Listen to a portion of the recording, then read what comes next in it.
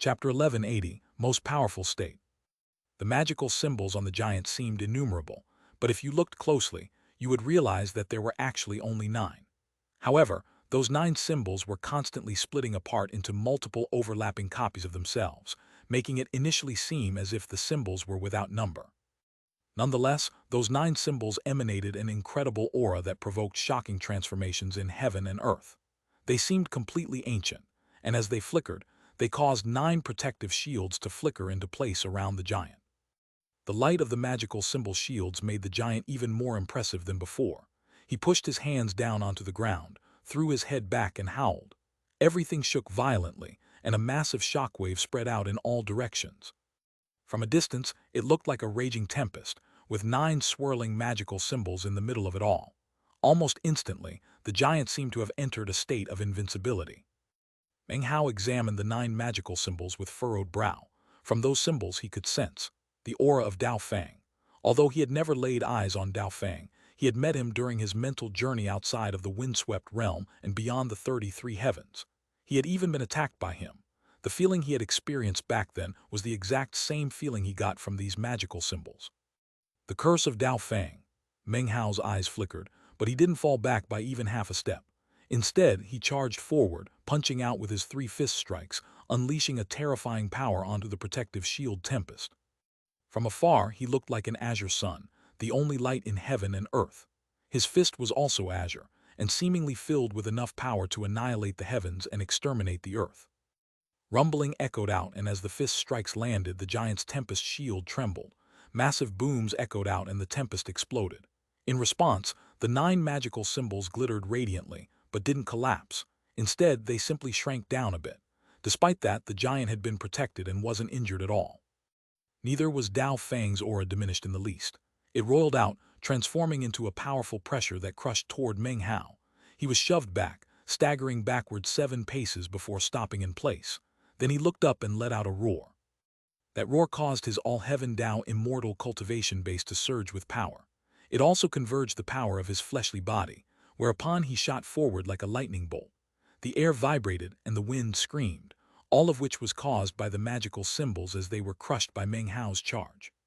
The giant's eyes flickered with killing intent, and he took a step forward, causing the ground to quake. At the same time, he lifted his right hand into the air. "Exalted Dao Fang," he roared. The sound of it caused the 9 magical symbols to glitter radiantly as they converged together. That convergence caused the aura of Dao Fang to grow even stronger. In the blink of an eye, the 9 symbols turned into a suit of armor that covered the giant, making it look like a powerful deity. It was ferocious armor, green and covered with bristling spikes and images of screaming, suffering faces which were in the midst of devouring each other. It was almost as if thousands of ghosts had been imprisoned inside of it. On the chest of the armor was a face which looked almost exactly like a monkey. The monkey's eyes were closed at first, but then they suddenly snapped open. As the monkey stared at Meng Hao, its eyes gleamed with a viciousness that caused Meng Hao's pupils to constrict. With this armor on, the giant's energy rocketed up, and the power level of his cultivation base doubled. Simultaneously, the giant roared, lifting his right hand up and snatching out viciously. The lands quaked and shook, and numerous crevices opened up below, with the giant at the center. The lands almost looked like they would collapse. Waves spread out across the ground, causing mountains to rise and valleys to fall, and leaving behind a massive crater. All of this happened in the short space of a few breaths worth of time. Return! That simple word uttered by the giant caused the lands to begin to rise up. Countless motes of dust and ash flew out as something rose up from the ground. It looked almost like a pillar, but in fact, it was an enormous staff. The gigantic staff was pitch black, and it was impossible to tell what exactly it was made of. It was 30,000 meters long, a size that any mortal would consider gargantuan, but which was perfectly suited to the giant. The giant's hand closed around the pitch-black staff and then swung it into a fighting position. Rumbling sounds filled heaven and earth, and everything trembled. The giant's energy once again shot up. As the giant hefted the enormous staff, his voice rumbled out like thunder. "I shall abide by the decree of the exalted Dao Fang. Immortals are prohibited from taking the flame spark. Any who violate the decree will have their entire clan eradicated." Meng Hao, even with his current cultivation base, couldn't help but be terrified by the power which radiated off of the giant. A sense of deadly crisis filled him, and his eyes began to glow with bright light. "I already absorbed the flame spark," he said coolly. "My life is not something you can just take away. As for eradicating my clan, you're not qualified to do any such thing." In Meng Hao's judgment, the giant was now as powerful as a three essences Tao Lord, or at the very least, the peak of two essences. He reached down and slapped his bag of holding, then cried out, "Parrot, meat jelly, get out here." Instantly, the parrot and meat jelly shot out in beams of brilliant light. As soon as they appeared and laid eyes on the giant, the meat jelly shrieked, the aura of Dao Fang. Then it tried to fly back into the bag of holding.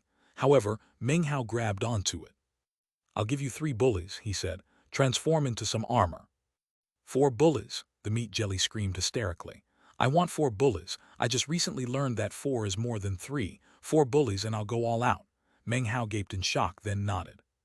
The meat jelly's eyes turned red as it began to glow, and then spread out from Meng Hao's hand to cover his entire body. At the same time, Meng Hao looked at the parrot. "Battle weapon," he roared. The parrot smiled bitterly. Muttering apprehensively, it turned into a beam of light that shot toward Meng Hao. Then the copper mirror flew out of Meng Hao's bag of holding and merged into the beam of light. In that instant, Meng Hao's energy rose to an indescribable degree. A massive windstorm sprung up, within which was the meat jelly as a suit of armor, gray and archaic, emanating a sense of indestructibility. That suit of armor truly couldn't be destroyed. As long as the meat jelly lived, the armor would hold. After all, the meat jelly was fundamentally impossible to destroy, even in armor form. With this armor, Meng Hao's battle prowess shot even higher. Simultaneously, the parrot and the copper mirror combined on his right arm to form the battle weapon. The battle weapon was essentially amorphous and responded to Meng Hao's will. Shockingly, it was now an enormous razor-sharp broadsword, fully 3,000 meters long. It radiated sharpness and even had pulses of strange light dancing about all over its surface. It sent out terrifying ripples that seemed qualified to destroy heaven and earth, as well as an aura that seemed capable of making all living things wish to prostrate themselves in worship. This was the battle weapon. Now that Meng Hao was an all-heaven Dao immortal, his copper mirror exploded with incredible power. Although this was only the initial stage, it was still a complete and terrifying battle weapon. As Meng Hao's cultivation base rocketed up, his appearance now looked even more domineering than the giant's. "Mastiff," he said, waving his right sleeve. Instantly, a blood-colored light appeared, flying out and landing on Meng Hao's back. It was a cape upon which could be seen a totem. That totem was none other than the Mastiff. As of this moment, in this state, Meng Hao was truly more powerful than he had ever been since he began to practice cultivation. "All right," he said, "let's see how many slashes you can take from my battle weapon." His voice was so ice-cold that the land in the area froze over. As he stepped forward, the giant swung its enormous black staff and roared as it charged. If you looked in the giant's eyes, however, you would see a very serious look, perhaps even astonishment. It could now sense something different from Meng Hao, an intense, mortal danger. As they closed in on each other, the battle weapon sliced through the air in a radiant beam of light, heading directly toward the pitch-black staff. When it struck, the staff trembled. It didn't begin to crack. No, it completely collapsed into pieces, having been utterly destroyed. "Extermination essence," the giant roared, its expression one of intense shock and disbelief. "What magical item is that? How could it possess the legendary power of extermination essence? Impossible. This is impossible." Even as the giant shouted out, Meng Hao pressed the offensive, surrounded by scintillating light. "No," the giant howled miserably. It suddenly slapped both hands down onto its armor, causing the magical symbols to shoot out to defend against the battle weapon. When they slammed into each other, the magical symbols began to shatter. The first, the second, the third. In the blink of an eye, 7 of the 9 magical symbols were completely destroyed. Then the 8th and finally, the 9th. When the 9th magical symbol was destroyed, the giant's armor collapsed into fragments. The scintillating blade then continued on toward the giant's neck. Chapter 1181. Your words are meaningless. "Exalted Dao Fang, save me," the giant roared in terror, its heart pounding as it stared at the descending blade. In the moment it called out, the ash that was the remnants of the magical symbols suddenly formed back together, turning into the same monkey face which had appeared on the chestplate of the armor earlier. Its eyes shone with a strange light as it stared at Meng Hao. Then it spoke in a sinister voice. "Reincarnation of heaven and earth, heed me. thou shalt slay him not. As the voice echoed out, Meng Hao's battle weapon landed on the giant's neck. What was destroyed was not just the neck, though, but the entire giant. An indescribable force slashed into it, completely crushing and shattering it. However, in response to the monkey's voice, the giant suddenly burned with powerful life force, a life force that seemed impossible for heaven and earth to destroy. Rumbling could be heard as it began to recover from its state of destruction. From the look of it, the power of extermination unleashed by Meng Hao and his battle weapon were incapable of actually destroying the giant. As its life force flourished, the giant first gaped in shock, then went wild with joy. Roaring, it lifted both hands into the air and charged toward Meng Hao. As for Meng Hao, he actually completely ignored the giant and instead turned to the monkey. Voice cool, he said, the mountain and sea realm is not your heaven and not your earth. You don't control reincarnation here. Therefore, your words are meaningless. As he spoke, his battle weapon exploded with intense black light that spread out in all directions. The giant suddenly trembled and then collapsed into pieces. The fist which had been descending onto Meng Hao became nothing more than ash. In the moment that the giant died, the face formed from magical symbols glared at Meng Hao, then began to fade away into the air. Meng Hao staggered backward and the battle weapon vanished. The copper mirror and the parrot appeared again. The parrot looked very listless. After glaring bitterly at Meng Hao for a moment, it returned to his bag of holding. Meng Hao's armor and cape transformed back into the meat jelly and mastiff. They both looked exhausted, and he quickly put them away. His face was pale white, and he now lacked any energy to keep fighting. It would have been difficult for him to wield the battle weapon with only his own might. Therefore, he'd been forced to share the load with the meat jelly and the mastiff. That was what had enabled him to stay in that most powerful of states for a bit longer. Thankfully, it hadn't taken too much time to defeat the giant. Even still, Meng Hao was completely worn out. As the giant died, the magical seals in the area began to fade away, revealing the exit. Meng Hao's face flickered as he considered whether or not to go to the other lands in the area to acquire their flame sparks. But then, the ground suddenly began to quake. The other 5 lands that existed in the divine flame world then began to rise up into the air. As the lands shook, mighty roars echoed out from them. Meng Hao immediately sent his divine sense sweeping out and caught sight of 5 churning columns of black smoke. The black smoke rose into the air, rapidly forming together into an enormous head. That head had the face of a monkey. Meng Hao's face flickered as a sensation of deadly crisis filled him that was far, far greater than anything he had experienced earlier. As it exploded out in his mind, he instantly abandoned any thoughts of trying to go to the other lands.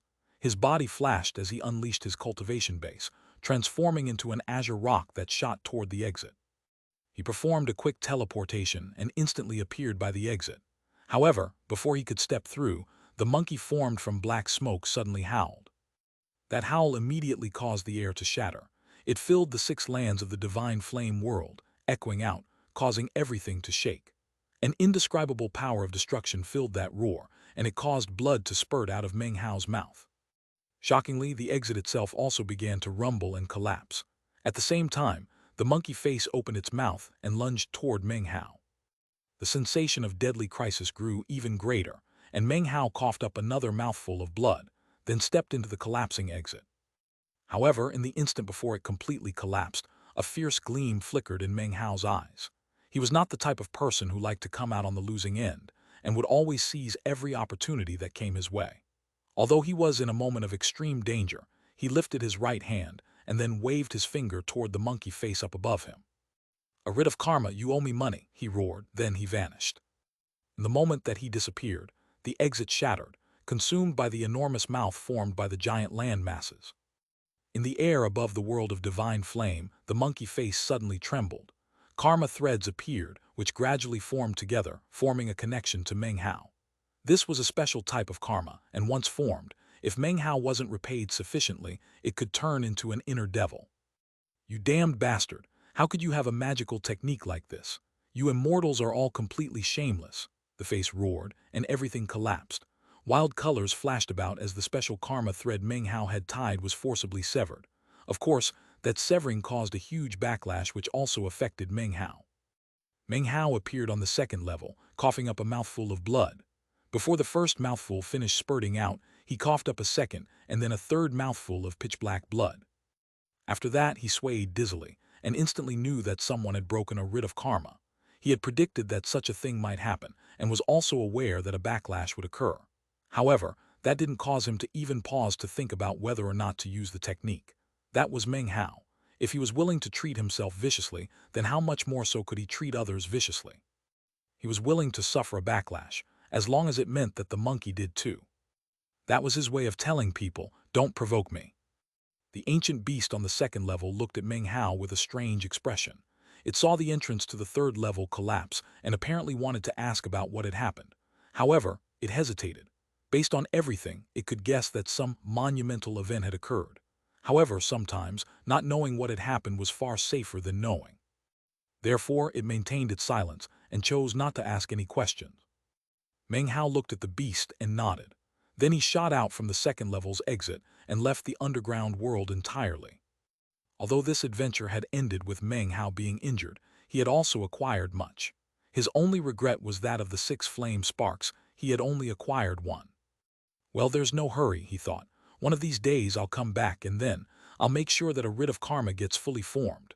Meng Hao had already come to the rough conclusion that the monkey face was likely Dao Fang. Huyanzai had mentioned Dao Fang, who was also the same person standing guard outside of the 33 heavens. If I can fully solidify a writ of karma, then I'll hardly be able to wait until I leave the mountain and see realm and charge through all the 33 heavens. When I see Dao Fang's true self, I wonder if he'll pay the money back first, or just attack me. Meng Hao chuckled coldly as his body flickered, then reappeared in the plains that surrounded the ancient Dao lakes of the southern domain. As soon as he materialized, Meng Hao took a deep breath, causing the spiritual energy of heaven and earth to roil toward him. He absorbed the spiritual energy and then breathed out again, completing a full cycle. His eternal stratum was hard at work, and he also produced medicinal pills, which he immediately consumed. As his wounds rapidly healed, he sat down cross-legged and began to meditate. The area he was in was wild and rugged, filled with wild vegetation and lacking the slightest sign of human habitation. After sitting there for about 2 hours, his wounds were healed by about 90%. The worst injuries had been sustained, not during his battle with the giant, but in those final moments by the roar of the monkey face. That roar had injured his soul and had even affected the flame spark. Thankfully, Meng Hao had been able to escape almost immediately, ensuring that the injuries weren't permanent. Otherwise, there would have been serious and troubling repercussions. He was about to continue the healing process when he realized that the final 10% would require several hours. At that point, he suddenly opened his eyes and slapped his bag of holding. A jade slip flew out, and when he pressed down onto it, Fang Xiaodao's voice filled his mind. "It's time for you to return and help the 2 of us stand as Dharma protectors for your father to step into the Tao." Meng Hao's face lit up. His injuries weren't that important. What was truly important was helping his father step into the Tao. Both to him and to the clan, that was a matter of utmost importance. That was especially so after witnessing Guru Heavencloud's failure in attempting to step into the Tao. Meng Hao was worried for his father, but he also knew that Fang Xiaodao and Fang Yangsu were offering an incredible gift. Plus, his father was already in the great circle of the ancient realm. This step was a step that had to be taken. Meng Hao rose to his feet and transformed into a beam of light that shot toward the eastern lands. He was almost done with the things he needed to take care of on planet South Heaven. Once his father's ceremony was complete, it would be time to leave. Tao Realm cultivators aren't allowed to enter planet South Heaven. Well then, what will Patriarch Xiaodao do to allow father to step into the Tao here? Feeling very curious about the matter, Meng Hao shot out of the southern domain at top speed, all the way to the eastern lands. It only took him the time it takes half an incense stick to burn before he was back in the Fang clan citadel. As soon as he got close, Fang Xiaodao's voice boomed out from inside. "Hey we've been waiting for you. Let's go." Even as he spoke, he flew out of the ancestral mansion along with Fang Yangsu. Last to come out was Meng Hao's father, Fang Ziyufeng. Fang Ziyufeng looked over benevolently at Meng Hao, unable to conceal his excitement at attempting to transcend the tribulation of stepping into the Tao. Although he brimmed with anticipation, he was also very nervous. Chapter 1182, Great Tang, All Heaven. "Dad," Meng Hao said, looking back at Fang Ziyufeng. He was actually far more worried than Fang Ziyufeng was. "There's no need to worry. With Patriarchs Xiaodao and Yangsu helping, then if I fail, then I guess all my years of cultivation have been a foolish waste." Fang Ziyufeng laughed heartily, but then his expression turned serious. I'm a cultivator and my life has been focused on eventually stepping into the Tao. From the spirit realm to the immortal, from the immortal realm to the ancient, from the ancient realm to the Tao. The further along you get, the less likely you are to succeed. However, that shouldn't be a reason to avoid the danger, nor an excuse to not take that final step. I have transcended the tribulations of ancient realm soul lamp extinguishing, one by one. What does this trifling Tao stepping tribulation count for? If I really fail, then at least I'll have 100 years of longevity left that I can use to protect you and your sister. My only regret will be that I will not be able to abide by my agreement to stand guard for 100,000 years. With that, no further trace of anxiety regarding stepping into the Tao could be seen on Fang Ziyufeng. He could have chosen to be like Guru Heavencloud, to hold back from stepping into the Tao. He could have been cautious and thus lived longer. Without any tribulation, there would be no risk to his life, and he could have lived in safety. Actually, in addition to the danger of the tribulation itself, one of the main reasons that many cultivators chose to remain in the great circle of the ancient realm was because they couldn't suppress that desire to remain safe and alive. "Dad, you're gonna succeed," Meng Hao said staunchly. Those words were actually not uttered from the standpoint of a son, but rather were backed by his status as the future lord of the mountain and sea realm. Fang Ziyufeng smiled. At the same time, Meng Li and Fang Yu flew up from below, joined by Sun Hai. The entire group hovered in midair, unable to keep themselves from looking nervously at Fang Ziyufeng. All right, Fang Ziyufeng said, smiling gently at his wife and daughter. You don't all need to come with me. Having Hayar along should be enough. Meng Li looked at Fang Ziyufeng and nodded. I'll be waiting for you to come back, she said softly. Yes, I'll be back for you, he replied with a laugh. Then he turned and flew off into the distance with Fang Xiaodou and Fang Yangsu. Meng Li watched her husband leaving and, voice quavering, said, Meng Hao, take good care of your father. I'm entrusting him to you. Don't worry, Mom, Meng Hao said resolutely. Dad's going to be fine. He looked over at Fang Yu and Sun Hai nodded, and then followed Fang Ziyufeng and the others. Dad, Fang Yu murmured, biting her lip, no longer able to suppress her anxiety. Good luck stepping into the Tao. I'll be praying for you to succeed. Fang Ziyufeng's laughter echoed back from off in the distance, filled with exuberance and determination. The four Fang cultivators were all speeding off in the direction of the Great Tang Forbidden Palace. Meng Hao had never paid much attention to the Great Tang government itself. However, ever since the year he had caught a glimpse of Emperor Tang in his imperial city, and realized he had a profound cultivation base that was roughly the same as Meng Hao's own father, he had realized that the Great Tang was indeed extremely mysterious. 1. Meng Hao briefly met Emperor Tang in chapter 802. So we're going to the Great Tang, he murmured to himself as he saw the Great Tang imperial city getting closer. There were countless mortals there, and it was a flourishing place. Dusk was falling, but the brilliant light cast by numerous colorful lanterns made a spectacular scene. Then there was the Forbidden Palace itself, which looked like an enormous sleeping beast. As they neared, Meng Hao was able to make out a figure sitting on the dragon throne, wearing imperial robes, watching the four of them approach. 2. The emperors of ancient China usually sat on what was called the dragon throne. As Meng Hao peered at the Great Tang imperial city, Fang Xiaodou looked over at him with a kind smile and asked, Hayar, do you find this odd? Yeah, it seems strange. Why are we going to the Great Tang? What secrets are locked up here? Hayar, the Fang clan of the past, was an all-heaven clan, Fang Xiaodou explained slowly. Our first-generation patriarch was the last bloodline member of that clan. The clan that he founded afterward is the Fang clan that we know today, which has played such a central role in the affairs of the Ninth Mountain and Sea. Some of these things Meng Hao already knew, and others were things which did not need to be kept secret from him now, considering his status. There are a few other matters that it's time to tell you. The reason that the modern Fang clan is an all-heaven clan is because you awoke our bloodline. That is why you are our eternal patriarch. The more powerful you become, the faster that awakening will proceed. After it is complete, the all-heaven power will be unleashed with increasing efficacy. If you are able to step into the Tao realm, then the Fang clan will truly be able to rise to prominence and be restored to its former glory. Anticipation gleamed in Fang Xiaodou's eyes. Although Fang Yangsu was normally very taciturn, his expression was also one of excitement and anticipation, and when he looked at Meng Hao, it was with warmth and kindness. Perhaps you already know that all heaven clans, existed in the immortal world before the formation of the mountain and sea realm. In the Paragon immortal realm, all heaven clans were the most glorious among all the clans. Even the Paragons had to treat them respectfully. Also, the Fang clan was not the only all-heaven clan. In total, there were 9, Fang Xiaodao explained slowly. Of course, the 9 all-heaven clans fell apart during the war, and countless clan members were killed.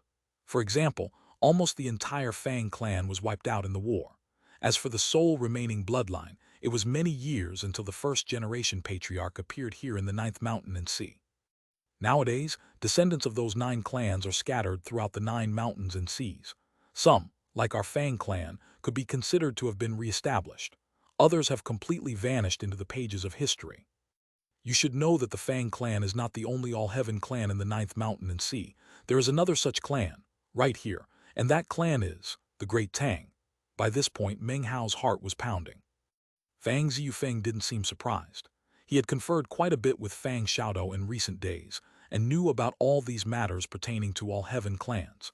Furthermore, because he was standing guard over planet South Heaven, he also had a good understanding of the Great Tang. The Great Tang is actually the Li clan, and not the same Li clan as that which currently exists in the 9th mountain and sea. 3. One reason Fang Xiaodao specifically points out that they are different clans is that this Li clan shares the same common surname Li Chinese letter with the Li clan of the 9th mountain and sea. It might seem confusing, but again, Li is a very common surname. For example, it's the same surname shared by Jet Li, Li Lianji, and Bruce Li, Li Xiaolong. However, Jet Li and Bruce Li are not related, nor are they from a Li clan in ISSDH. In English, it could be likened to Will Smith and Anna Nicole Smith, who both share the surname Smith, but are not from the Smith clan in ISSDH. Actually, of the 9 all-heaven clans, they were the clan that survived mostly untouched. In fact, by the time the war was coming to an end, when the mountain and sea realm was formed, their whole clan was still intact. That was because they had been entrusted with a special mission. They were to use the power of an all-heaven clan to protect the mountain and sea realm. However, even in the early days of the mountain and sea realm, the war was still ongoing. In the final battle, a gap was opened, breaching the mountain and sea realm. If that gap were ever to be torn completely open, the mountain and sea realm would cease to exist. In that critical time, the final all-heaven clan, the Li clan, chose to make a clan-wide blood sacrifice. Every member of the clan, men and women, old and young alike, all sacrificed themselves to make a door. That door closed the gap, ensuring that the powers of the outside world could not enter, and thus ended a war that had lasted for tens of thousands of years. That gap is in the 9th mountain and sea, behind planet South Heaven. Therefore, from that time onward, planet South Heaven became a very special planet in the mountain and sea realm. It also came to be known as the Door of South Heaven. From then on, there was a new empire on planet South Heaven, called the Great Tang. The entire Li clan sacrificed themselves to protect the mountain and sea realm, leaving behind only a single clan member to maintain their ancestral device and prevent the outside world from entering. It was the clan's mission, and even if there was only one person left to carry it out, that mission remained. And that is how things have continued down to this day. All of these things were matters that had been revealed to Fang Xiaodao after he had gone to visit the clone of the first-generation patriarch recently. Your father stands guard over planet South Heaven, and the Li clan stands guard over the Door of South Heaven. It is because of the special nature of planet South Heaven that it is impossible for Tao realm experts to enter it. Only by suppressing our cultivation bases to the great circle of the ancient realm can we do so. Otherwise, planet South Heaven as a whole would view us as enemies and would eradicate us. However, that doesn't mean that it is completely impossible for Tao realm cultivators to be here. In order for a Tao realm expert to remain here, that person must gain the approval of planet South Heaven. Furthermore, the only person who can make that happen is the Great Tang, the Li clan. When Meng Hao heard all of this, his heart trembled. Although he already knew many secrets, quite a few of them were things he had been told and did not understand based on experiencing them personally. As such, his understanding was incomplete. For example, he had been completely clueless regarding the identity of the Great Tang. He could only imagine what it must have been like years ago for the Li clan to watch one all-heaven clan after another be exterminated, while they, in order to accomplish their mission, were forced to hold back their power and not participate in the fighting. They must have felt torn, and at the same time, they were obviously tenacious. When the gap opened up in the mountain and sea realm, they didn't hesitate to perform a blood sacrifice of their entire clan to create the door of South Heaven. They sealed the gap, accomplishing the mission of their clan. What a heroic sacrifice! Now he understood why, when first encountering Emperor Tang all those years ago, he had felt such a desolate loneliness within his majesty. He was the only survivor of his entire bloodline. Their sacrifice was like a curse for him. There had been many successive generations of people like him, the emperors of the Great Tang, all of whom were charged with upholding the original mission. For all eternity, they would protect the mountain and sea realm by standing guard over the door of South Heaven. Meng Hao's eyes filled with respect as he followed his father, Fang Xiaodou and Fang Yangsu. They flew into the great Tang imperial city and toward the Forbidden Palace. The sun was just about to set, and all of a sudden, Meng Hao recalled what Fang Xiaodou had mentioned about Dao realm cultivators being unable to enter planet South Heaven. Then he thought about the giant he had fought, as well as the monkey face.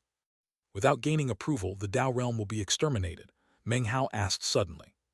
Without exception, Fang Xiaodou replied. Meng Hao's heart trembled and he began to breathe heavily. Great waves of shock rolled through him as well as doubts. As far as he could tell, there were only three possible explanations. One explanation was that the giant and the monkey were both approved of by the Li clan. However, that was clearly not possible. The second explanation was that the world of the divine flame was somehow unique.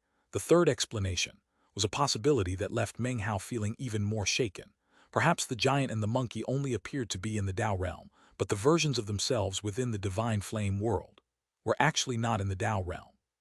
For example, Meng Hao was currently capable of slaughtering two essences Dao realm cultivators, despite not being in the Dao realm himself.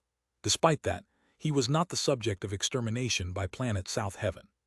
Although that third explanation seemed preposterous, Meng Hao could not help but come to the conclusion that it was most likely true. Chapter 1183. Facing Tribulation in a Mysterious Location.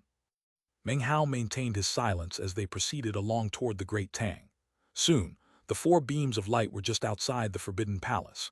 In the main hall up ahead, not a single person could be seen other than Emperor Tang on the dragon throne.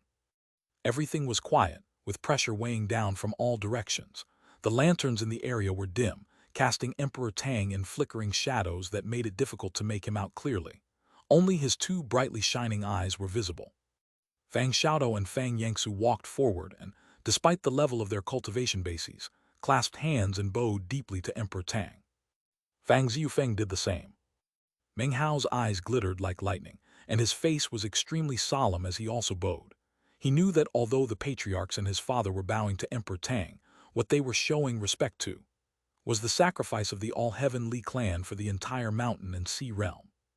A clan like that deserved respect from everyone, even other all-heaven clans. They showed their bravery in the early days of the immortal world calamity, when the war had just begun, and also afterwards when things were unstable. In the end, their clan-wide sacrifice was an even greater display of bravery. Everything was quiet and no one spoke. After a long moment, a sigh could be heard from within the main hall, a long sigh filled with ancientness. As it echoed about, the entire hall lit up, and Emperor Tang rose to his feet from the dragon throne, then slowly walked out of the hall. He was a middle-aged man wearing a dragon robe, powerful and impressive as he stood there, as if all of planet South Heaven would be wreathed in shadow because of his presence. It was as if he was the Lord of South Heaven. Actually, as one of the successive descendants of the all-heaven Li clan who stood watch here, he really could be called the Lord of South Heaven. Although his cultivation base wasn't at the absolute pinnacle, he was the only person on planet South Heaven who could call upon the power of his bloodline, the will of his ancestors, to control the spell formation that had been formed by the collective sacrifice of the all-heaven Li clan. With that spell formation, he could cut down Dao realm cultivators as easily as turning over his hand. "Brother Ziyufeng," he said slowly, "I'm aware of the purpose of your visit. It is an important matter, something which has never occurred before. I'm actually uncertain as to whether or not it will work. Hopefully it will. However, if it fails, then even if you do step into the Dao realm, you will be instantly slaughtered by the spell formation. Even I will be incapable of preventing that from happening. This will make your experience of stepping into the Dao even more difficult by several times. Are you really sure you want to try it?" His voice echoed out, filled with boundless pressure that caused the clouds up above to roil and the lands to tremble. The words he had spoken were true. He could control the spell formation, but only in the sense that he could use it to attack. He could not prevent it from carrying out its primary function. If anything, he might be able to hold it back for a short time to allow Fang Ziyufeng to flee off of planet South Heaven after he stepped into the Tao. However, Fang Ziyufeng couldn't leave planet South Heaven. Things would be much easier for him if he ended up in the Quasi-Dao realm. However, if he truly stepped into the Tao realm, he would essentially be facing certain death. When Meng Hao heard this, his heart trembled. He looked over at Fang Ziyufeng, Fang Xiaodou, and Fang Yangsu, who were waiting to hear his father's response. Whatever it was, they would support him. In truth, it didn't matter that Fang Ziyufeng wasn't in the Tao realm. He would still be considered the clan chief of the Fang clan. However, although that wouldn't be a problem in the short term, it would make it inappropriate from the clan's standpoint once Meng Hao left the Ninth Mountain and Sea, and it would be inevitable that some clan members would eventually raise objections. Therefore, Fang Xiaodou and Fang Yangsu had both agreed that they would not hold anything back. They would do everything they could to help Fang Ziyufeng step into the Tao. In that case, he would be the true clan chief, unshakable and unmovable. As for the particulars of how Fang Ziyufeng went about doing that, it was his decision. No one, not even Meng Hao, could influence him. Fang Ziyufeng was silent for only a moment. He didn't need a long time to think. He gave a carefree laugh and then said, "Since I'm here, what's the point in backing out? Brother Li, thank you for going out of your way to help." Fang Ziyufeng's expression was calm. His eyes flashed with determination, and his heart was completely focused. He was the type of person who couldn't settle for being ordinary and had always had lofty aspirations. The only reason he had suppressed them and agreed to stand guard over planet South Heaven was for Meng Hao's sake. Now that Meng Hao was finally freed from his curse, Fang Ziyufeng's heroic ambitions once again soared. "Dad," Meng Hao murmured anxiously. "Hey, our father is a cultivator as well," Fang Ziyufeng said, looking back at him. His gaze was soft and his words were spoken quietly. However, his simple sentence revealed the deep ambitions he harbored. It spoke to his pride and revealed how focused he was on his cultivation. As Fang Ziyufeng's words echoed out into the air, Fang Xiaodou and Fang Yangsu looked on with sparkling eyes and nodded slightly. "So you're set on doing this, Brother Ziyufeng," said Emperor Tang. "I understand." Emperor Tang looked deeply at Fang Ziyufeng, then turned and waved his sleeve. Colors flashed and everything shook. All of the lands of South Heaven trembled and the entire planet seemed to shake. The shaking was even more intense in the Forbidden Palace. A moment later, the main hall vanished, to be replaced by a huge, spinning vortex that was the color of blood. That color came from the blood of the All-Heaven Li clan, congealed during their sacrifice. As the vortex spun, it seemed as if all of planet South Heaven had become frozen in time as an indescribably intense pressure weighed down, covering the entire planet. Emperor Tang stood next to Fang Ziyufeng, looking at him.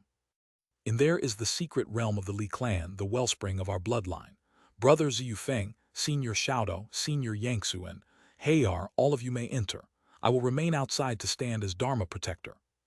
Fang Ziyufeng took a deep breath and looked at the blood-colored vortex, eyes shining. Then he clasped hands and bowed deeply to Emperor Tang before striding forward into the vortex. Fang Xiaodou and Fang Yangsu shot forward in streaks of light as they followed Fang Ziyufeng. Last was Meng Hao. After bowing to Emperor Tang, he headed toward the vortex and was just about to step in when the Emperor spoke, his voice soft. "You have a good father. He's sacrificed a lot for you." Meng Hao paused for a moment, then continued onward into the vortex, vanishing. Inside the blood-colored vortex was a world the color of blood. Everything was blood-red.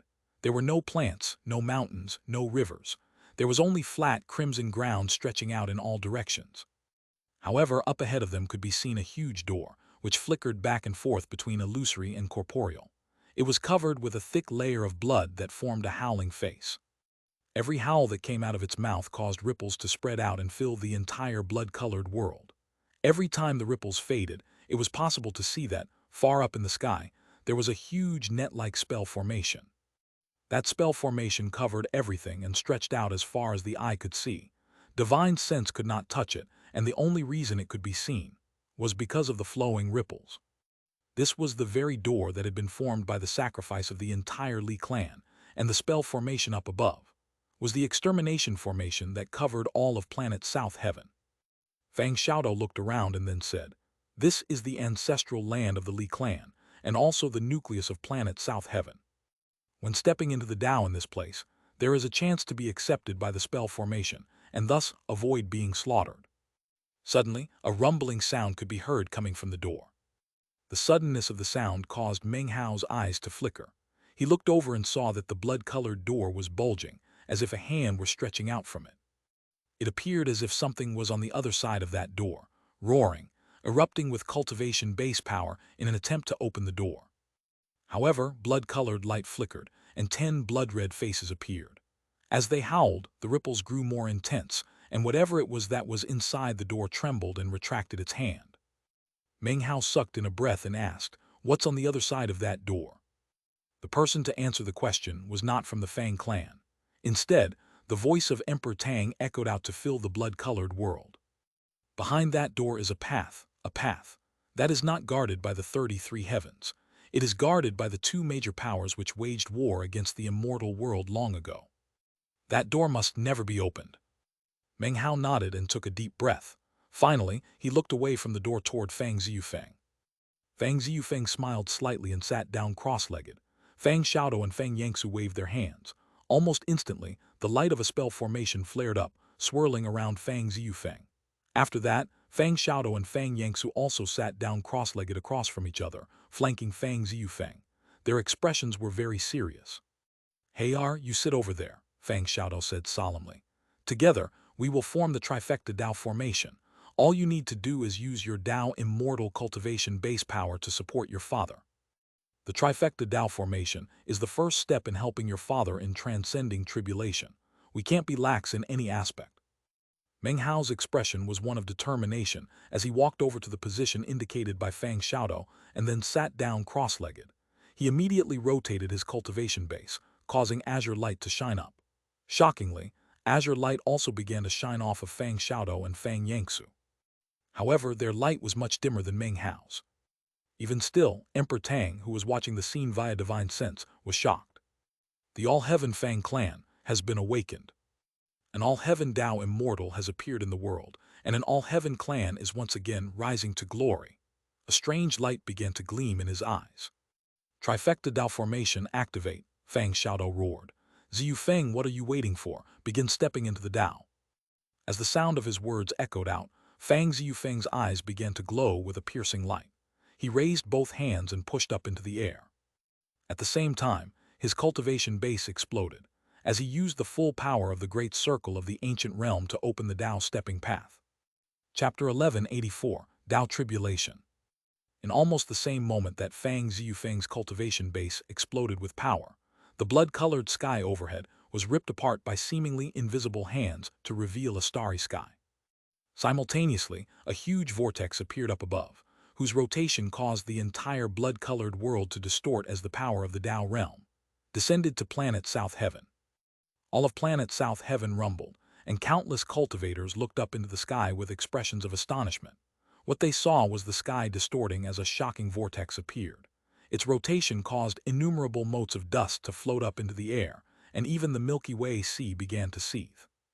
Everyone from the Fang clan sat cross-legged, expressions of anticipation on their faces as they looked up. They were filled with excitement, as they all knew that their clan chief Fang Ziyufeng was currently transcending tribulation to step into the Dao.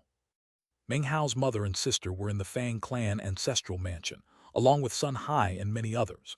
They were nervous, and Meng Li was even clutching tightly at her garments, shivering slightly as her heart filled with numerous anxieties. Meng Hao's sister was acting exactly the same. As of this point, the eyes of virtually everyone on planet South Heaven were fixed upon that vortex. The rumbling grew increasingly intense as a path slowly became visible. If one could step onto that path despite all of the tribulations, then entering the Dao realm was a possibility. In the blood-colored world, Fang Ziyufeng's eyes shone with a strange light. He lowered his left hand and pushed onto his Danshan region, while his right hand viciously slapped his forehead.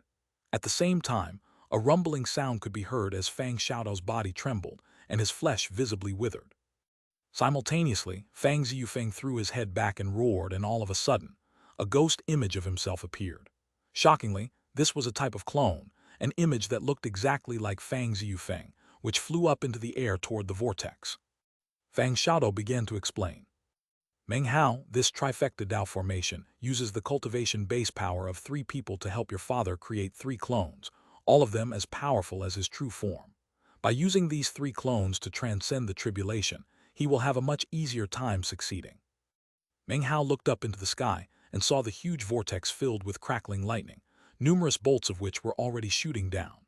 Fang Ziyufeng's clone shot forward to meet the powerful lightning that was actually larger and more terrifying than the lightning that Guru Heavencloud had faced.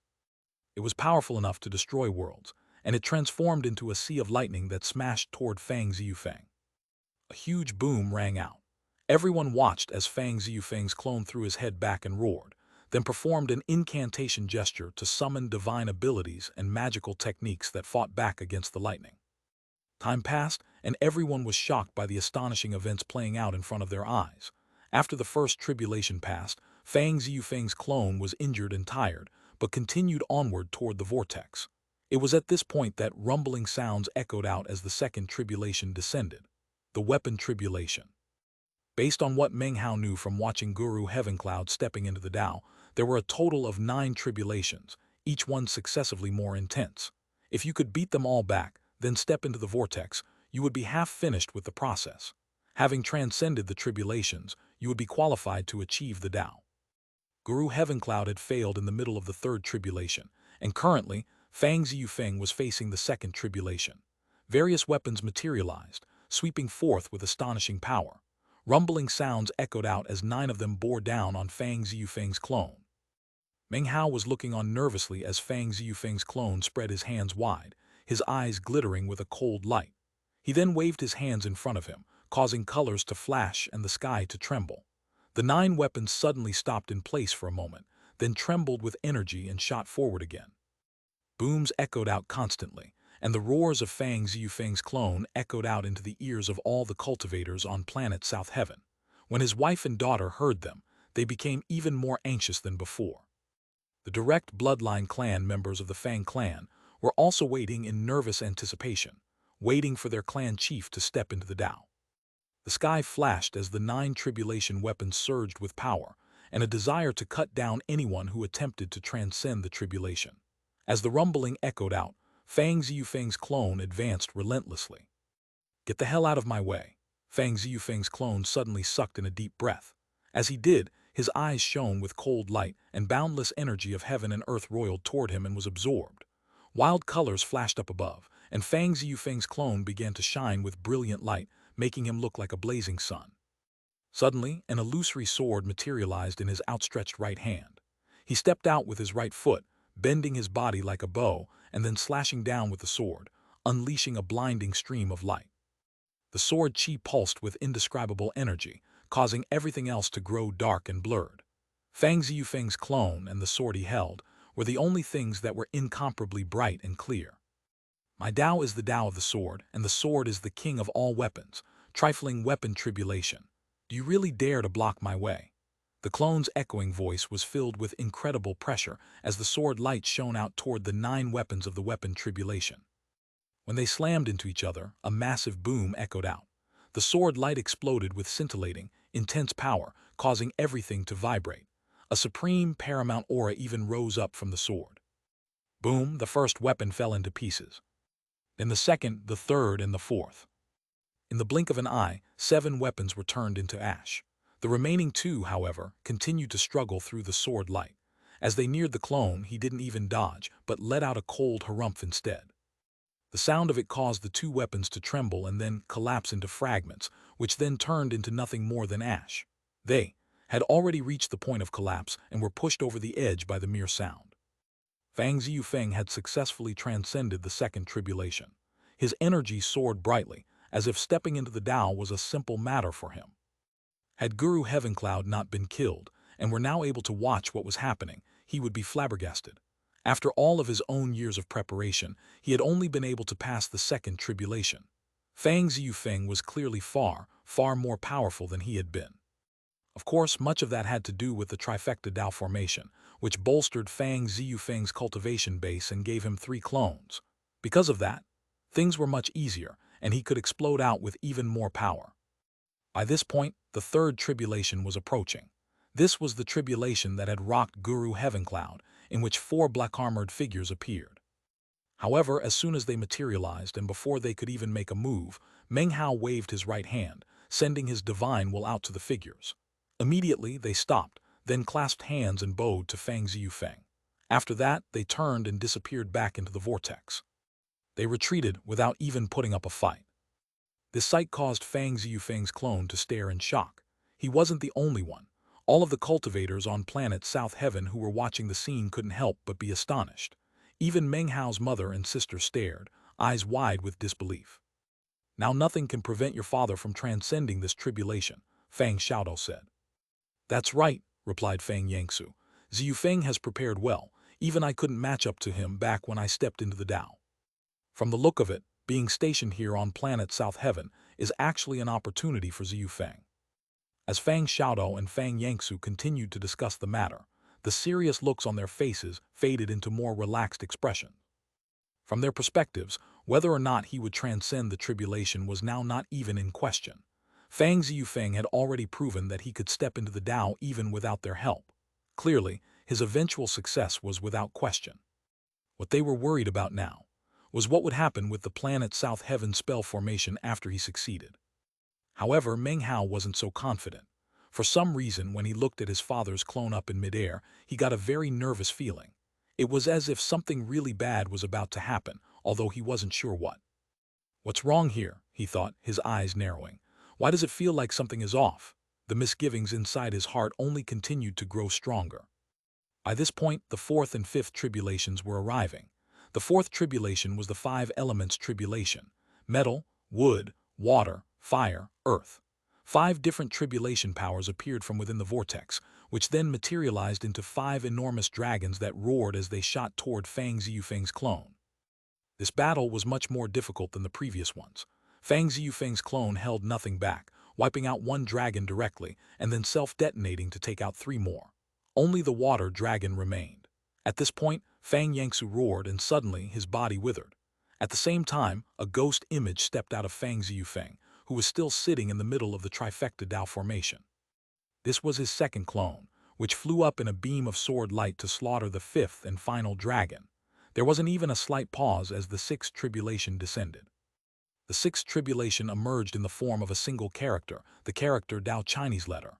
It hovered there, radiating bizarre light. Anyone who could see it would notice that the character didn't seem stable. It was constantly transforming back and forth between 9 different versions. However, each one of those permutations of the character represented the Tao. Rumbling echoed out as intense pressure radiated out from the 9 Tao characters. Fang Ziyufeng's clone threw his head back and roared, erupting with cultivation base power. Numerous sword images appeared around him, which then transformed into a Tao mist. The Tao mist spread out in all directions, reaching 30,000 meters, which vastly exceeded Guru Heavenclouds. It swirled around Fang Ziyufeng's clone as an illusory sword appeared in his hand, and he shot toward the 9 Tao characters. "Tribulation, begone!" As Fang Ziyufeng's voice echoed out, heaven and earth trembled. Sword light rose up, filled with azure light that slashed toward the 9 Tao characters. Fang Ziyufeng was completely confident that this sword strike would vanquish the 6th tribulation. That was because he was Fang Ziyufeng. However, it was at this exact point that Meng Hao realized that his father's clone was glowing with azure light. Suddenly, his mind began to spin. "Dad, suppress your Tao seed." Chapter 1185, All Heaven Tribulation. Almost as soon as the words left his mouth, Fang Ziyufeng's sword connected with the 9 Tao characters. A huge boom echoed out, accompanied by boundless, dazzling light. The 6th tribulation's 9 Tao characters instantly collapsed, turning into nothing more than drifting ash. At the same time, the azure light shining up from Fang Ziyufeng grew even more blinding, as if it had been provoked by some catalyst. As the light grew even brighter, the Tao seed inside of him began to melt. As it did, a bit of all-heaven immortal aura appeared, something which Meng Hao was very familiar with. It wasn't the aura of an all-heaven Tao immortal, but rather the first stage of an ordinary all-heaven immortal. At last he realized why he'd had such a bad feeling. That bad feeling came from the Tao seed. If the all-heaven immortal within Fang Ziyufeng awoke at this time, and the tribulation didn't change, then it wouldn't be a problem. However, If the terrifying nature of the tribulation changed in accord with the explosive rise of an all-heaven immortal, then Fang Ziyufeng's tribulation would become much more difficult. As the azure light flickered off of Fang Ziyufeng, and the Tao seed began to melt, the vortex up above suddenly lurched to a stop, as if it had sensed something. Then, intense rumbling sounds could be heard as the vortex suddenly increased in size by 10 times. The sight of it caused all the onlooking cultivators on planet South Heaven to stare in shock. Of course, few of them really understood what was happening. Only select clan elders had any clue. Most people had never watched other Tao-stepping tribulations. However, the elders who had seen one were astonished as they instantly realized that something different was happening. Meng Li could also tell that something was amiss, and her face fell. Back in the blood-colored world, Fang Xiaodao's eyes went wide. He looked at the vortex, which was now 10 times larger than before, then looked back at Fang Ziyufeng, and a bitter expression appeared on his face. Finally, he let out a long sigh. Fang Yangsu shook his head, and an expression of helplessness appeared.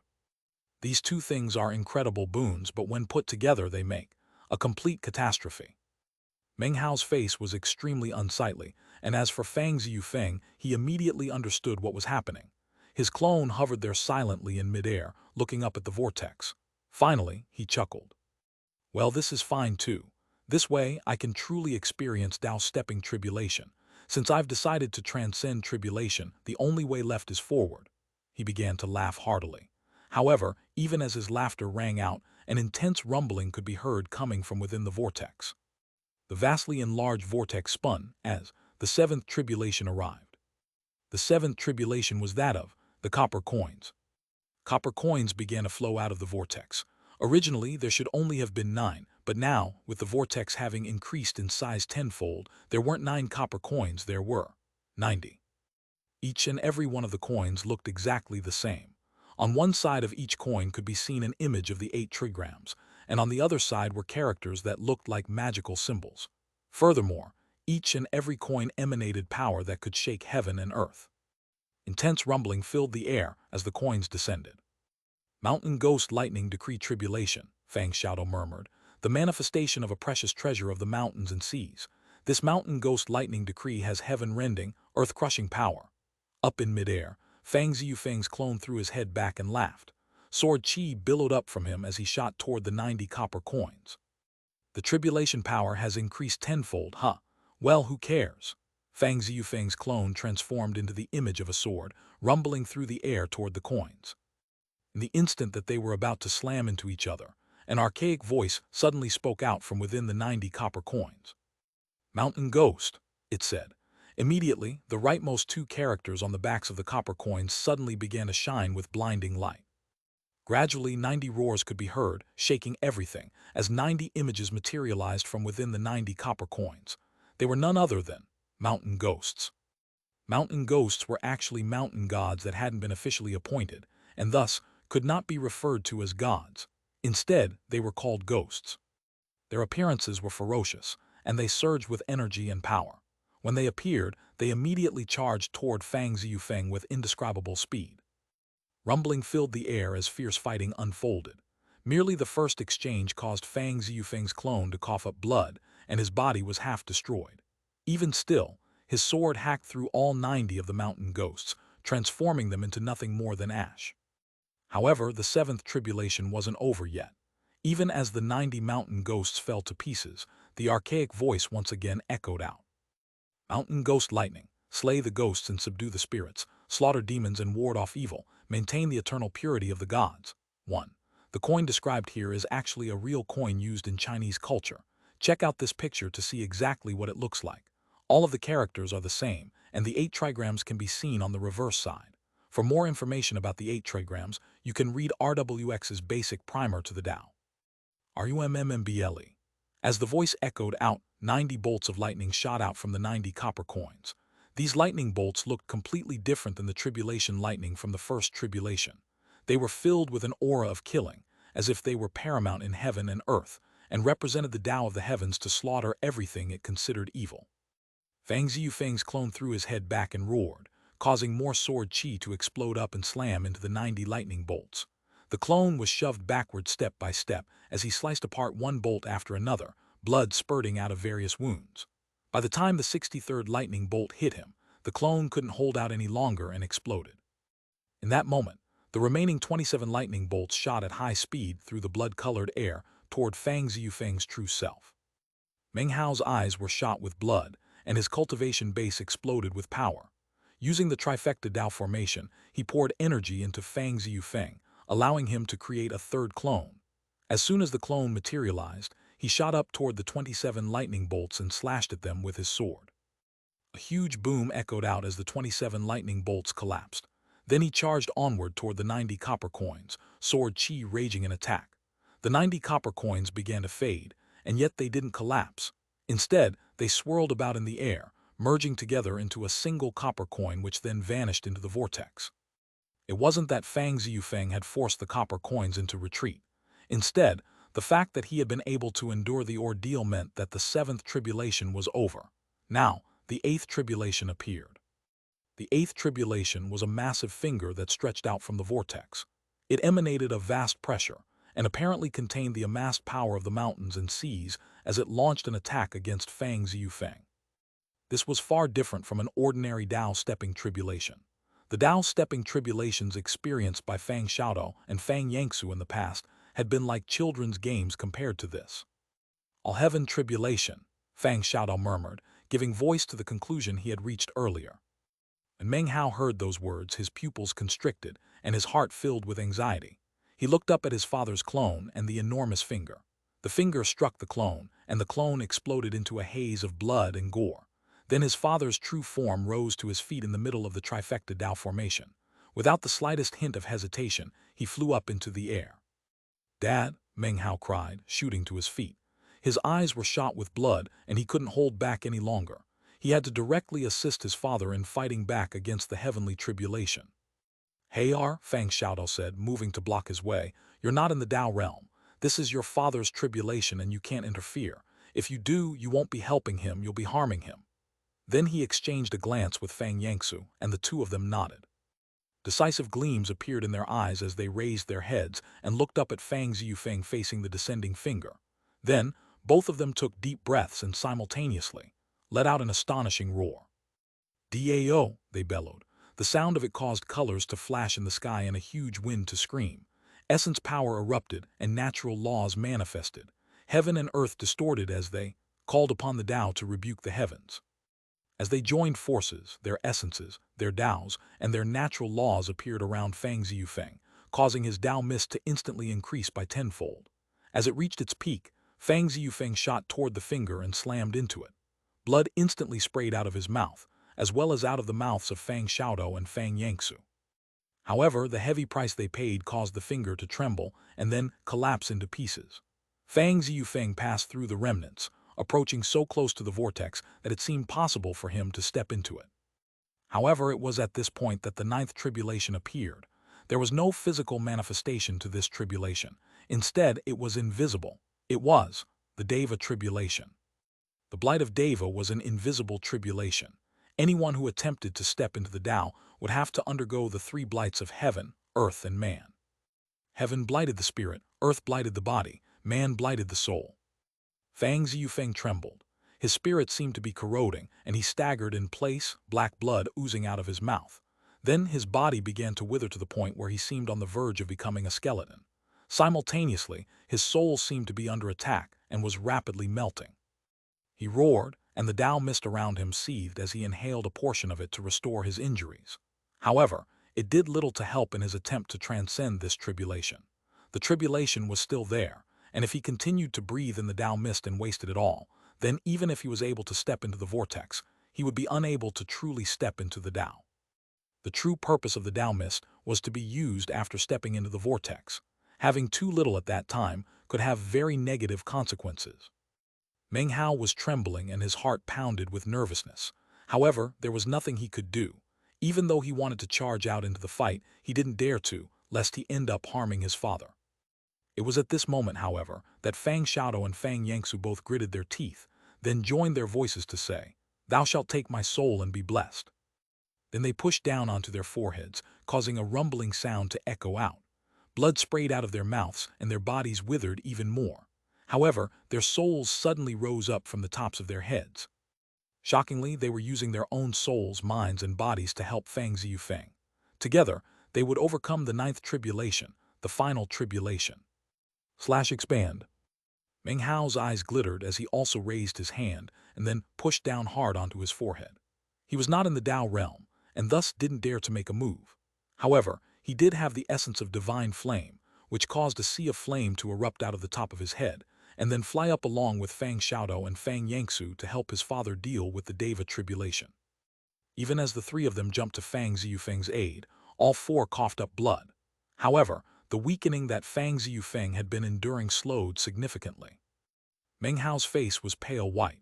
His mind, body, and soul were all melting rapidly, and yet his eyes gleamed with determination. He was willing to pay virtually any price to help his father. Rumbling echoed out as Meng Hao, Fang Xiaodou, and Fang Yangsu split the force between them. Fang Ziyufeng panted. His body was incredibly weakened and fatigued, and yet he was now only 9 meters away from the vortex. All he had to do was span those 9 meters, and he could enter the vortex and step onto the path.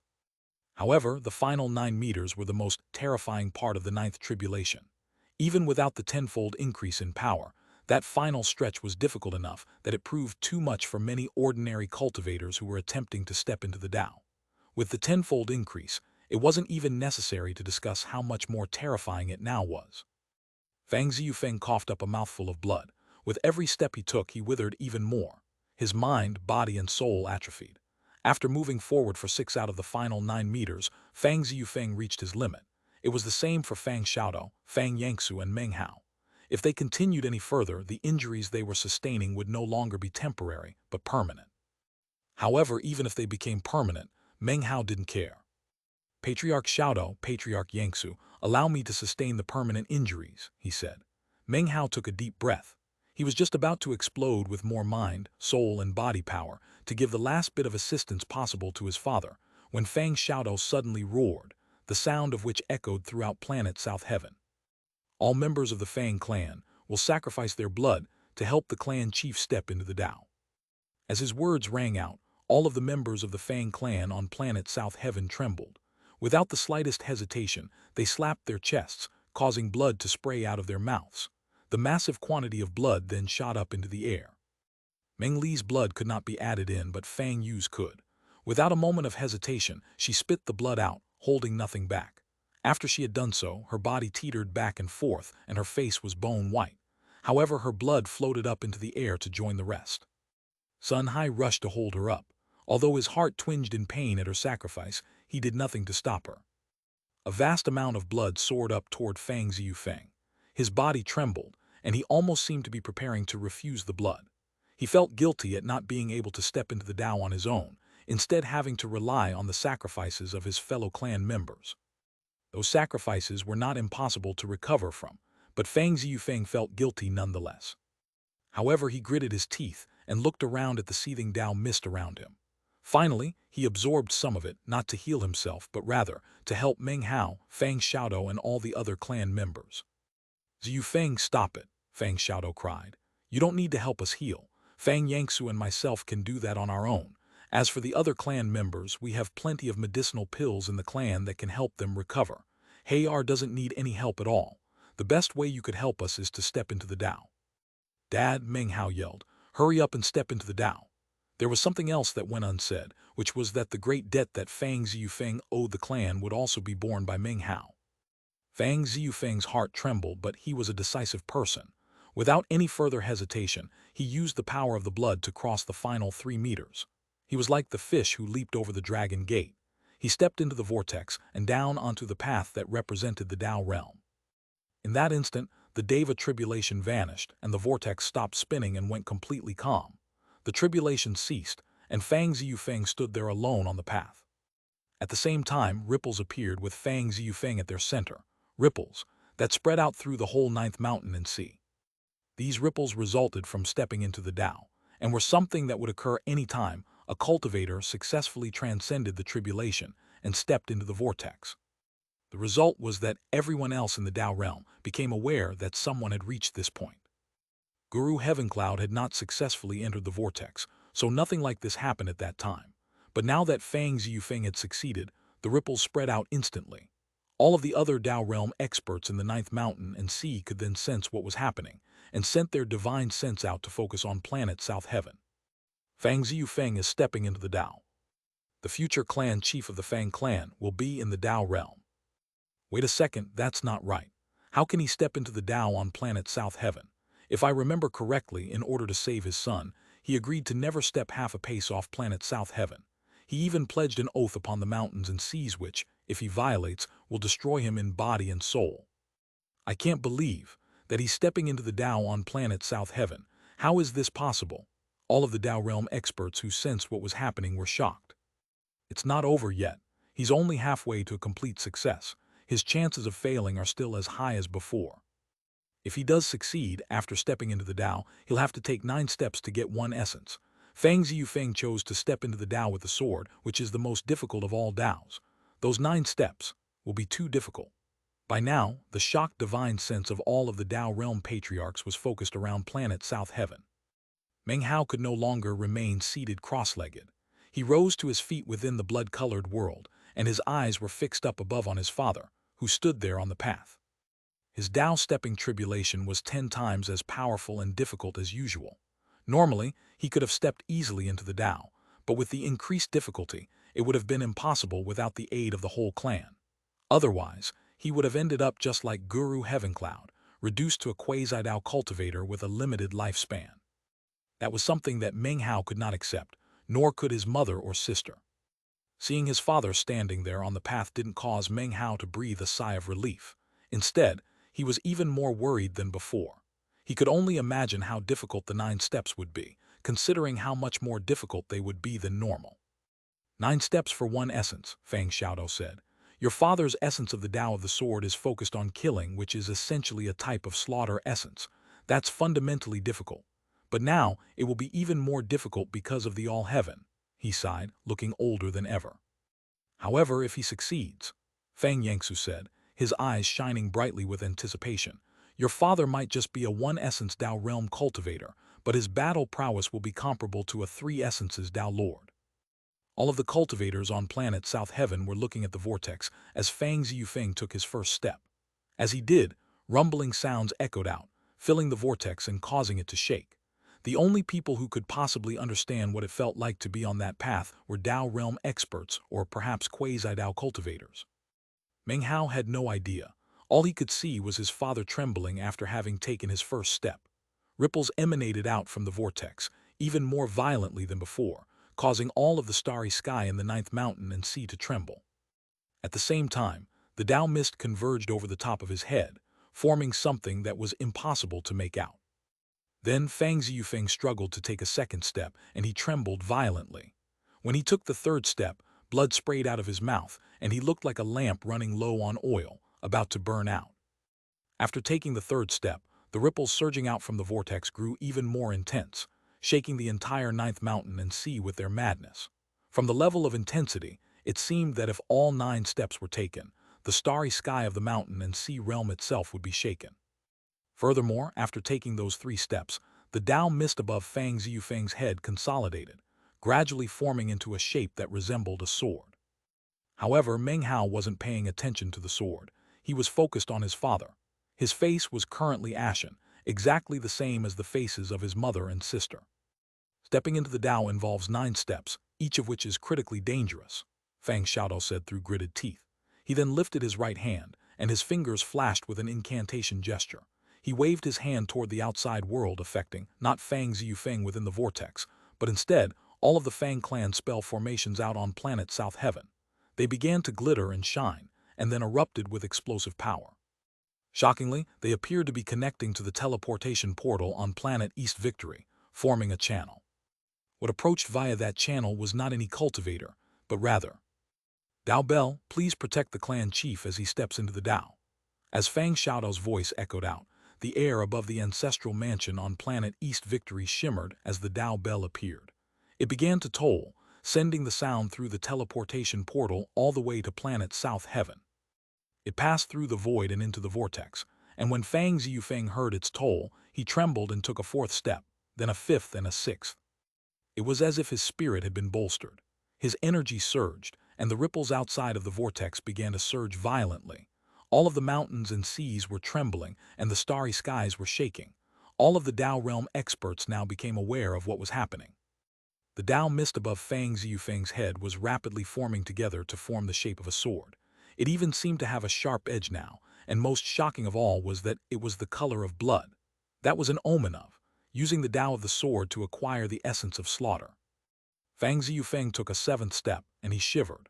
His energy was now waning. The assistance from the Dao Bell could only push him so far, and couldn't help him to succeed completely. Fang Ziyufeng gritted his teeth and then roared as he pushed with everything he had to take yet another step. 8 steps. He was now only one step away from achieving his Dao. However, even as he lifted his foot up into the air and prepared to take that ninth step, Meng Hao suddenly heard a voice echoing through the void and into his mind. Citing the laws of the mountain and sea realm, the Lord of the ninth mountain and sea has requested that the all-heaven immortal who is currently stepping into the Dao be destroyed. This matter is not a priority to the mountain and sea realm, nor can a decision about the matter be made by the mountain and sea realm itself. Therefore, the lords of the 9 mountains and sea shall make the decision. Lords, please state your opinions. Chapter 1186, The Murderous Intentions of the Ninth Lord. /expand. Before Fang Ziyufeng could complete his ninth step, cracks spread out across his body. At the same time, something enormous was happening in the mountain and sea realm that nobody on planet South Heaven knew anything about. That matter would determine whether or not Fang Ziyufeng stepped into the Dao. It was a secret, an enigmatic event that very few people in the entire mountain and sea realm were aware of. The only people who did know were the ones at the utmost peak of power. In fact, they were the people who actually controlled the mountain and sea realm. Before the Lord of the mountain and sea realm appeared, they were essentially the collective Lord of the mountain and sea realm. They were the mountain and sea lords of the various mountains and seas. Currently, the voice that echoed out through the mountain and sea realm filled the minds of those lords. It was a cold voice, devoid of any emotion. It didn't matter how far apart those 9 people were, separated by the mountains and seas, they all could hear it. Citing the laws of the mountain and sea realm, the Lord of the 9th mountain and sea has requested that the all-heaven immortal who is currently stepping into the Dao be destroyed. This matter is not a priority to the mountain and sea realm, nor can a decision about the matter be made by the mountain and sea realm itself. Therefore, the lords of the 9 mountains and seas shall make the decision. Lords, please state your opinions. On the majestic peak of the 9th mountain was an enormous eye, within which sat a cross-legged old man. Eyes gleaming with killing intent and decisiveness, he softly said, "As the Lord of the 9th mountain and sea, I say, destroy the all-heaven immortal who is stepping into the Dao." At the same time, all of the other mountain and sea lords in the other mountains and seas quietly made their decisions. After a moment of silence, the cold, emotionless voice once again rang out into the minds of the 9. Of the 9 mountain and sea lords, 5 agree to destroy the all-heaven immortal, 3 disagree, 1 abstained from voting. In accord with the will of the mountain and sea realm, the all-heaven immortal will be destroyed. As soon as the word destroyed rang out, Fang Ziyufeng's body trembled, and he coughed up a mouthful of blood. He appeared to be on the verge of collapsing into pieces. "No," Meng Hao screamed. Of everyone on planet South Heaven, he was the only one who could hear that voice speaking. Suddenly, he charged forward, ignoring any possible danger as he shot up into the sky. Meanwhile, back on planet South Heaven, Meng Li trembled and likewise shot into the air. Although facing the Dao-stepping vortex involved extreme danger, she didn't hesitate. Neither did Fang Yu, who also took to flight. Sun Hai didn't pause either, not even to think. As soon as Fang Yu sprang into motion, he also flew up.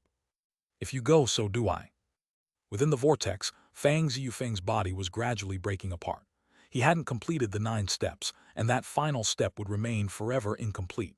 He was breaking apart in a way that wasn't necessarily lethal. If he wished, he could disperse the Dao mist, allowing it to be destroyed instead of his body. Then he would be left with an extremely limited lifespan. Fang Xiaodao's face darkened, and he sat there without saying a word. He had already done everything he could. He had called upon the Dao, drawn upon his soul, and asked the whole clan to join in the sacrifice. The Dao Bell had even been summoned. However, it appeared that none of that could change Fang Ziyufeng's fate. He should have been able to easily step into the Dao. All heaven immortals, an all-heaven immortal regardless of success or defeat. Fang Xiaodao suddenly seemed to grow even older. It was the same with Fang Yangsu. They looked at Fang Ziyufeng in the vortex and then saw Meng Hao desperately flying forward. This time, Fang Xiaodao did nothing to stop him. Because there was no need. Within the heavenly vortex, Fang Ziyufeng sighed. His face was covered in cracks, and his body was beginning to fade away, causing beams of azure light to shine out from him. The feeling of imminent death caused him to sigh. Seemingly emanating an aura of death, he turned and looked at the roaring Meng Hao. He also saw his wife and daughter charging toward him. "Oh well," he murmured softly, "it seems I won't be stepping into the Tao. However, I have no regrets except that I won't have more time to spend with all of you."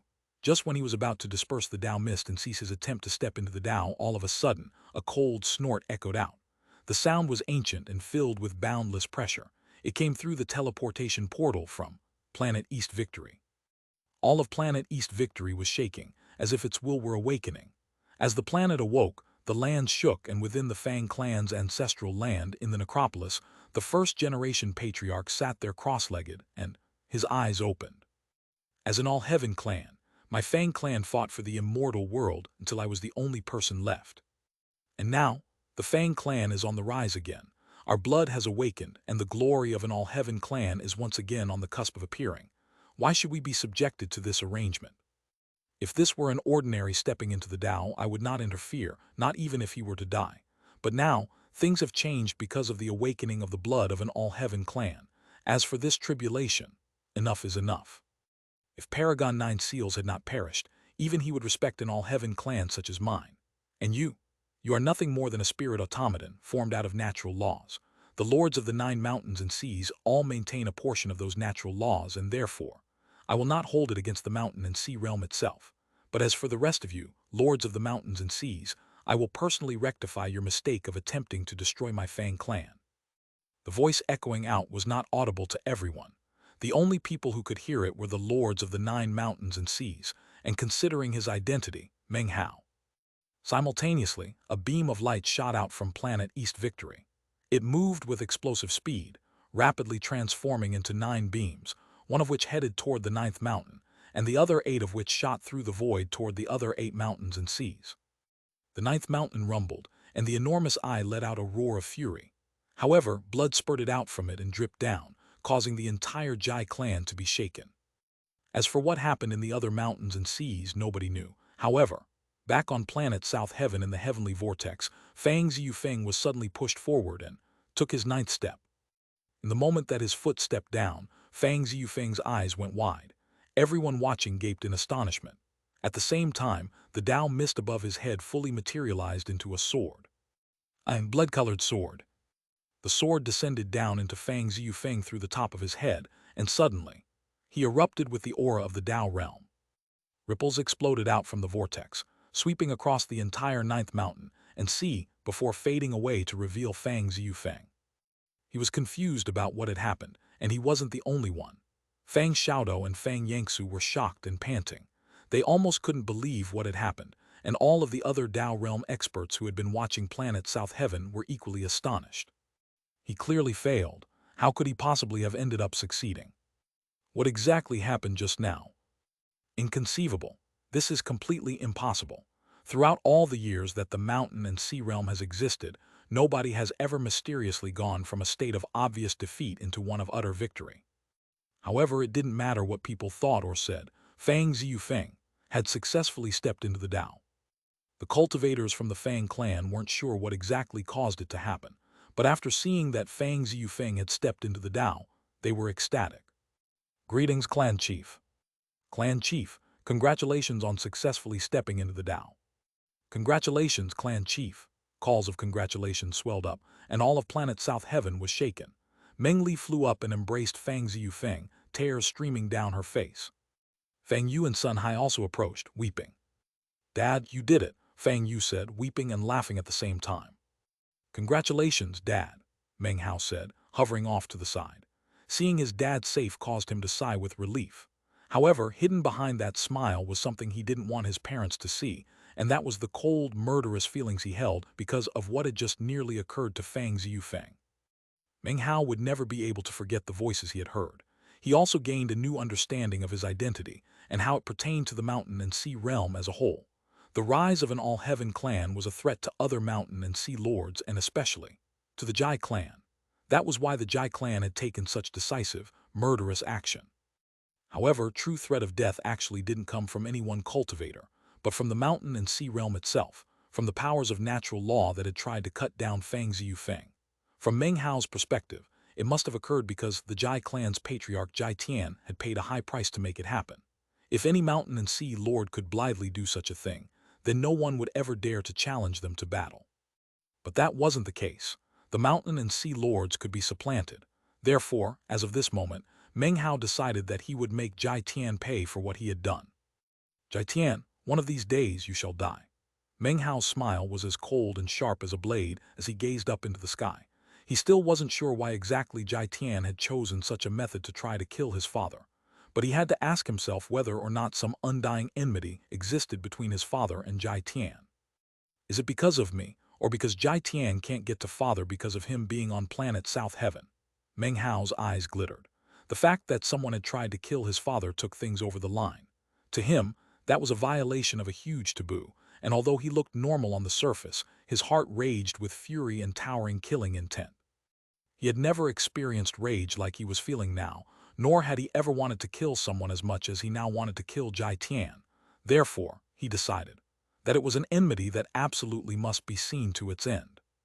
Fang Ziyufeng looked at his wife and daughter, then at Meng Hao. Meng Hao might be able to hide his true feelings from Meng Li and Fang Yu, but not from his father. He looked at the rage boiling in Meng Hao's eyes, and his heart trembled. However, before he had much time to think about it, Meng Hao smiled and once again said, "Congratulations, Dad." Fang Ziyufeng smiled and was about to respond, when suddenly his face fell. Simultaneously, Meng Hao's face also fell. Down below, similar reactions could be seen on the faces of Fang Xiaodo and Fang Yangsu. That was because all of the clouds completely vanished from planet South Heaven to be replaced by a massive illusory net. That was planet South Heaven's spell formation. Chapter 1187, Father Achieves the Tao. Chapter 1188, South Heaven Death Formation. As soon as the spell formation appeared, it covered all of planet South Heaven. At the same time, Meng Hao, Fang Xiaodo, and Fang Yangsu, and all other cultivators, felt an intense, explosive burst of killing intent. It was like a terrifying divine sense that swept across the lands, covering planet South Heaven. Meng Hao's face fell as he sensed the horrifying power, and realized that it was something he couldn't possibly fight back against. If that power wanted to exterminate something, it could be exterminated in the blink of an eye. Fang Xiaodo's face went pale and Fang Yangsu started trembling. Meng Li's face fell, as did Fang Yu's.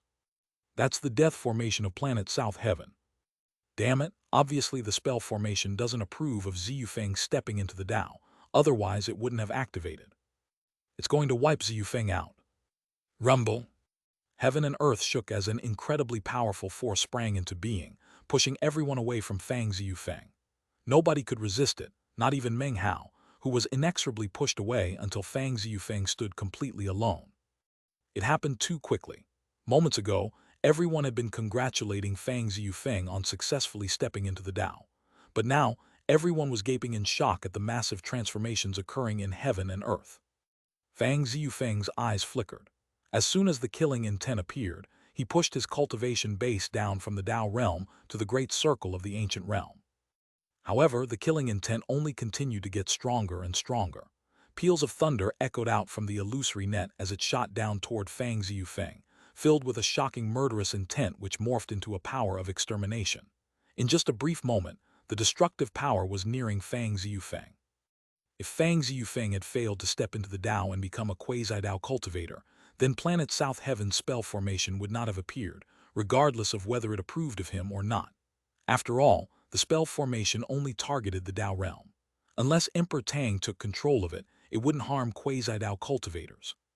Meng Hao's eyes were bright red as he exploded into action. The lightning cauldron appeared in his right hand, and electricity danced as he attempted to switch positions with his father. However, despite the dancing electricity, the lightning cauldron didn't work. Because of South Heaven's spell formation, it was useless.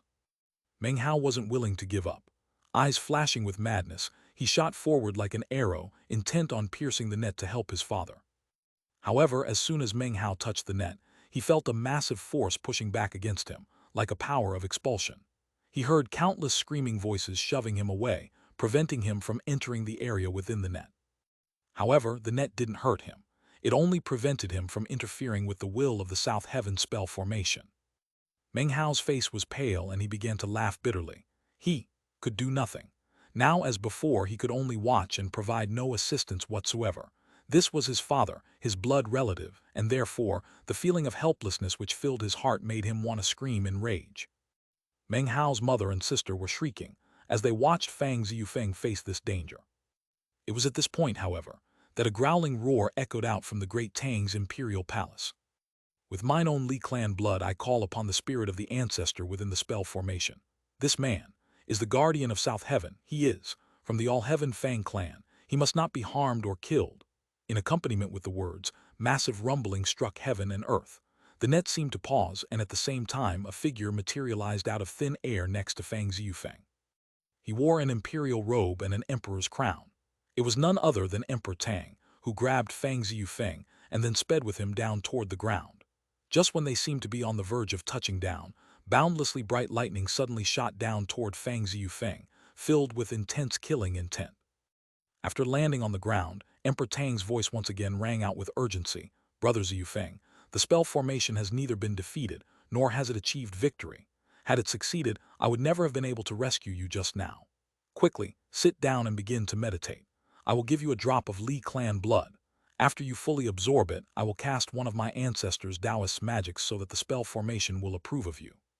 However, you need to hold out for the time it takes an incense stick to burn. That short time will be a grave test for you. If you pass it, then you will be the only Tao realm expert on planet South Heaven. If you fail, then henceforth you and I shall not meet again in the world of men. Emperor Tang's words were spoken quickly. Even as the words left his mouth, he waved a finger, first at Fang Xiaodao and then at Fang Yangsu. Both of them vanished, then reappeared next to Fang Ziyufeng.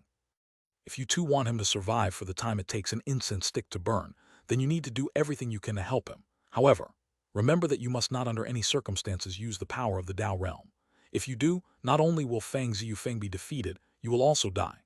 Having said that, Emperor Tang sat down cross-legged and waved his hand, causing a drop of blood to fly out and fuse into Fang Ziyufeng's forehead, who began meditating. Emperor Tang's eyes gleamed with concentration. He was just about to close them when a hoarse voice was transmitted into his ears.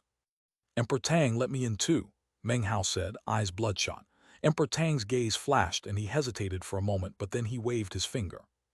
Immediately, Meng Hao vanished and then reappeared next to Fang Ziyufeng. Having done these things, Emperor Tang closed his eyes and performed a double-handed incantation gesture, utilizing a secret magic of the Li clan to help Fang Ziyufeng gain the approval of the spell formation. The enormous illusory web continued to rumble toward them.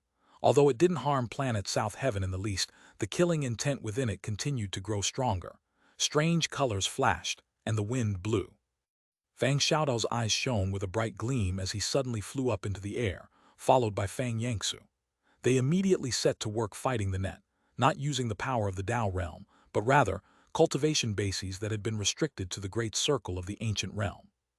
Meng Hao also flew into the air, joining the other two. Almost immediately, blood sprayed out of the mouths of all three of them.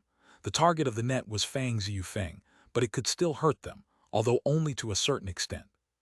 That was especially true of Meng Hao, whose face was pale, and who immediately sustained terrible internal injuries. He began to tremble, but clenched his teeth and fought on, battling against the net to gain time. Fang Xiaodao roared and Fang Yangsu's energy surged. However, no matter what they did, the result was only that the net's arrival slowed down. They could do nothing to actually stop it. After 10 breaths of time passed, rumbling filled Meng Hao, and boundless azure light shone out from his blood. The power of an all-heaven Tao immortal exploded out as he slammed against the net, causing a huge boom to echo out. Fang Xiaodao and Fang Yangsu did the same. The sky shook and the lands quaked. The net was again slowed by the attacks. However, it continued to close in, forcing the three of them back and narrowing the perimeter. The time it takes an incense stick to burn isn't very long, but under these circumstances, Meng Hao felt as if time had slowed to a crawl. He wasn't sure exactly how much time had already passed, but he was constantly being pushed back. His clothes were already soaked in blood, and yet the net had already shrunk to the point where it only left them with a few dozen meters of room. It was at this point that Fang Yangsu's face fell and he stopped fighting. Apparently, he was having trouble keeping his Dao realm cultivation base concealed. If it were to be revealed, he would be in critical danger. Finally, he gritted his teeth, fought back with one last powerful volley, and then shot through the net to the other side, where he hovered in the air, his face grim but his eyes apologetic. Without Fang Yangsu, the shrinking rate of the net increased. Meng Hao and Fang Xiaodao were now under more pressure, especially Meng Hao, who had been injured to begin with and whose cultivation base was nowhere near Fang Xiaodao's. He might have his eternal stratum, but he was shaking nonetheless, trembling as his body withered. Fang Xiaodao roared. He was now on the point of being unable to hold back his Dao realm cultivation base. Gritting his teeth, he slapped his chest viciously, injuring himself as a way to force his cultivation base to remain suppressed. However, that was not a long-term solution. By now, more than 70% of the incense stick's worth of time had passed, and Fang Xiaodao's face was ashen, his body trembling. Despite his tactic of self-injury, he had reached his limit and was on the verge of losing control of his Dao realm cultivation base. He sighed. "Hey, I've done all I can, please, don't hold it against me." He looked older than ever and his face was bitter as he flickered away. No longer able to fight the net, he was now on the outside, struggling to keep his cultivation base under control. However, the sighs he uttered were deep and profound. Of the three that had been holding off the net, Meng Hao was now the only one left. His cultivation base was the weakest, and yet he was able to hold out for the longest. That was because he had no Dao realm cultivation base to reveal and didn't need to worry about holding back. His eyes were crimson, and he was coughing up blood continuously. However, he didn't back down. By now, the net had shrunk down to the point where it was only 15 meters wide. Behind Meng Hao, his father sat cross-legged. He was not willing to give in, and even as the net shrank down, a wild look appeared in Meng Hao's eyes. He extended his right hand and waved it, causing the meat jelly to appear. "Protect my father," Meng Hao said. The meat jelly immediately came to rest on Fang Ziyufeng, transforming into a set of armor that completely covered him. Meng Hao's blood was boiling as he then lifted his hand to reveal his fourth nirvana fruit. Without the slightest hesitation, he placed it onto his forehead. The nirvana fruit rapidly dissolved, and sounds like thunder immediately began to reverberate from within him. He let out a piercing cry, and his body trembled as dazzling azure light shot out. An indescribable level of cultivation base power suddenly surged out, and it almost looked like a door had appeared within him. That was the great door of the ancient realm. It was as if it were being summoned, causing massive clouds to gather in the sky, within which was the great door of the ancient realm. Borrowing power from the fourth nirvana fruit, he raised both hands up and then slammed them down toward the ground. Rumbling sounds echoed out from within him as the blast shot down into the ground, then surged back up in a backlash toward the huge net. Chapter 1189, Father Must Not Perish. As of this moment, everyone was looking on in shock as Meng Hao slammed his hands into the ground. A mist of blood spurted out of him and his aura weakened. However, the end result was astonishing. The illusory net trembled and even backed up a bit. As of now, Meng Hao's father only had 60 breaths of time left until the entire incense stick's worth of time was up. Meng Hao knew that the enormous net was not using its full power against him, but only a tiny portion. The spell formation was only interested in killing Dao realm cultivators who entered planet South Heaven. That was the entire purpose of the sacrifice of the Li clan. To the cultivators of the mountain and sea realm, the spell formation actually offered a certain degree of protection. However, because Fang Ziyufeng was violating the laws of the spell formation, he was now the subject of its deadly attack. In the moment that the spell formation fell back, there were 60 breaths of time left. Meng Hao suddenly felt as if there were hope. But then, the spell formation suddenly flickered with light, and its killing intent erupted once more. Meng Hao could now just make out images of innumerable figures who existed within the net, all of whom seemed to be filled with determination and focus as they pushed the web forward. It bore down with incredible speed. Even with his fourth nirvana fruit, Meng Hao was powerless to fight back against it. In fact, the fourth nirvana fruit was forcibly expelled from his body. Trembling, he staggered backward. The net closed in and suddenly passed directly through him to envelope Fang Ziyufeng. The meat jelly armor shuddered but could not hold on for long. As for Fang Ziyufeng, he was at a critical moment in absorbing the drop of blood and couldn't move. The net was just about to pass through the meat jelly and land on Fang Ziyufeng. Once it did so, its killing intent would reach a fever pitch and cause Fang Ziyufeng to immediately be killed in body and spirit. His soul completely departed. No, tears of blood poured down Meng Hao's cheeks, and his expression was fierce.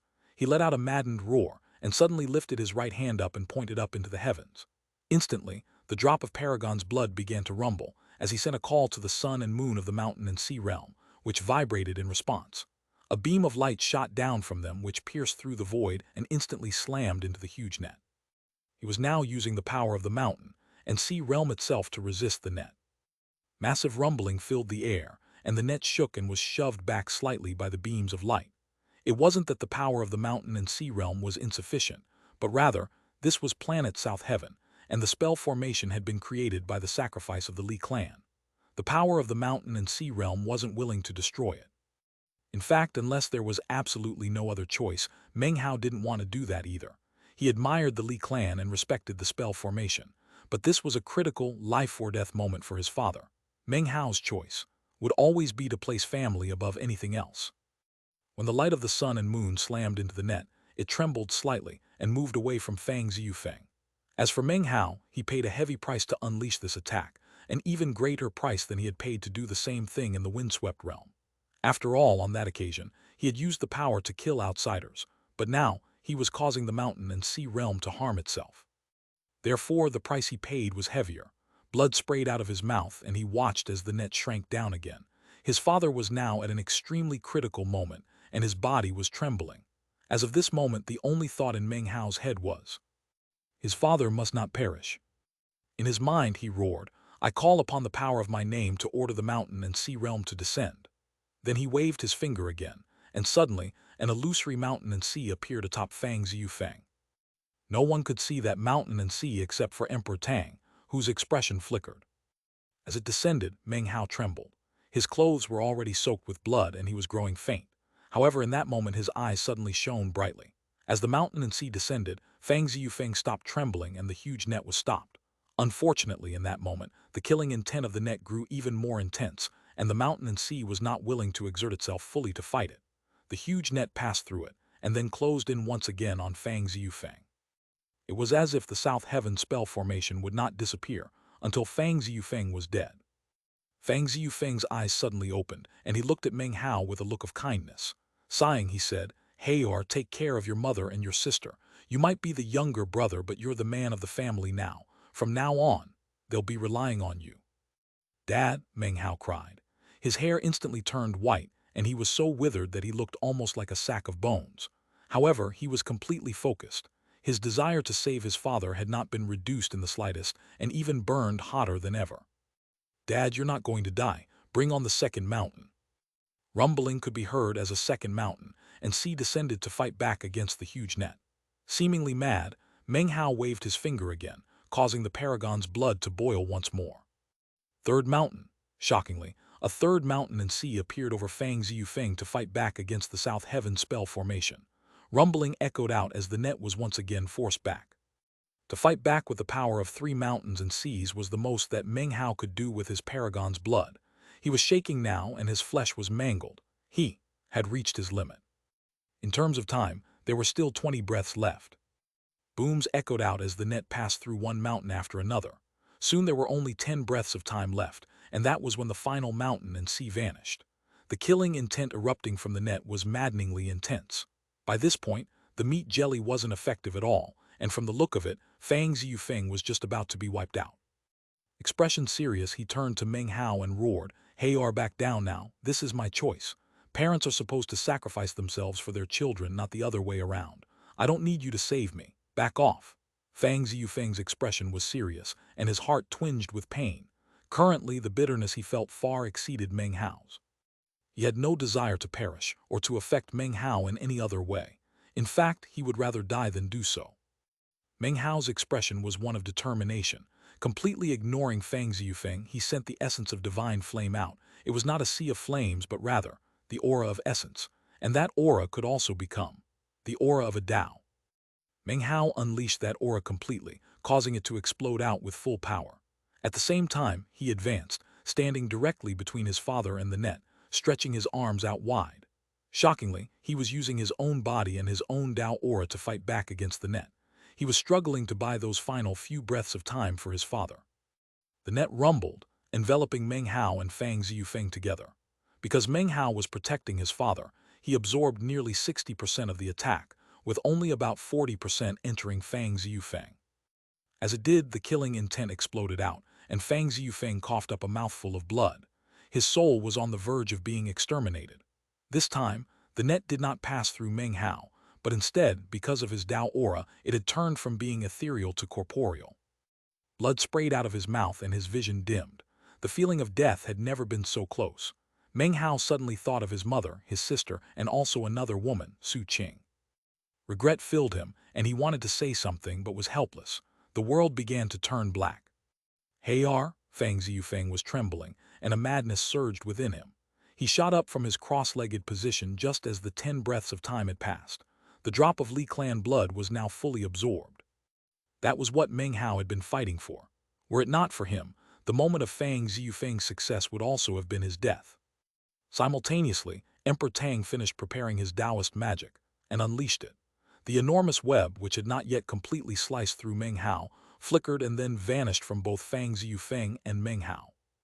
As of that moment, the South Heaven spell formation officially approved of Fang Ziyufeng. Fang Ziyufeng had successfully stepped into the Tao. However, the price that had been paid was enormous. For one, he was seriously injured. Furthermore, the injury was abnormal. Although it was not permanent, it would still require months of time spent in meditation to recover from fully. During that time, activity had to be limited, otherwise the injuries could end up lasting for all eternity. However, Fang Ziyufeng didn't care about his injuries at all. He immediately grabbed Meng Hao in his arms. Meng Hao's pale complexion and injury-covered body caused tears to begin to roll down his face. "Congratulations, Dad." After murmuring those 2 words, Meng Hao lapsed into a coma. Meng Hao didn't know it, but after he went comatose, the entire Fang clan was mobilized to help in his recovery. Fang Xiaodou and Fang Yangsu held nothing back. Even the first-generation patriarch's clone sent some divine will to help. Shui Dongliu came as well, although no one was aware of it. He stood next to Meng Hao's bed, looking down at him with an increasingly moved expression.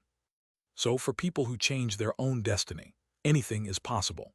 His eyes began to glow with a strange light. After a long moment passed, he left.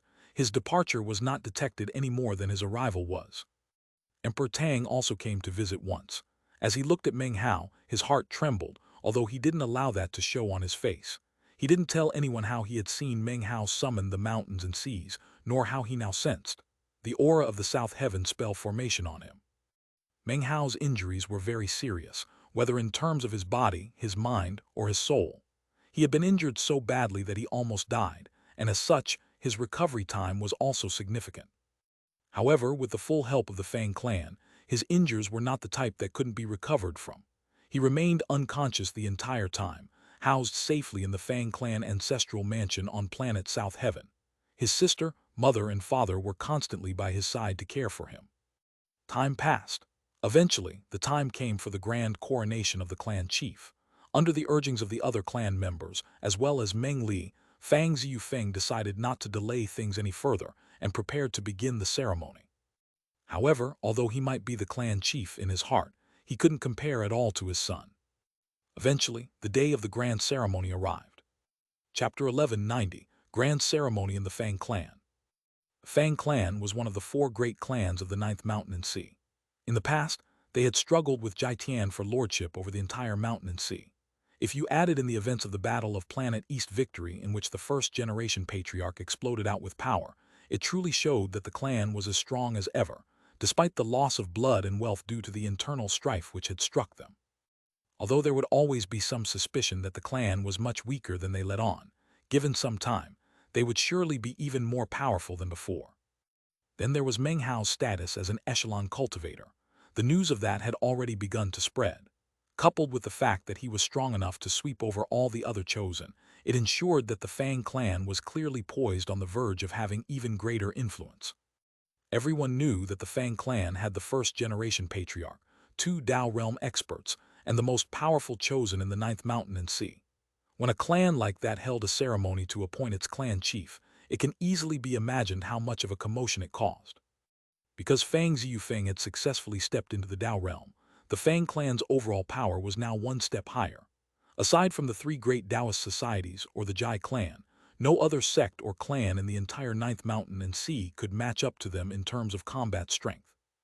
As the ceremony got underway, numerous buildings were constructed on planet South Heaven. Countless majestic palaces sprang up, and one mountain after another was raised. The Fang clan's citadel was now like an enormous, sprawling beast. There were also numerous spell formations connecting planet South Heaven to planet East Victory. In fact, before long, planet South Heaven could very well become the nucleus of the Fang clan. Although there were certain limitations to the place, those limitations would also serve to protect the Fang clan. By now, they controlled 2 planets. Obviously, their rise to power was not something that could be stopped. Millions of Fang clan cultivators came from planet East Victory and spread out into various regions of planet South Heaven.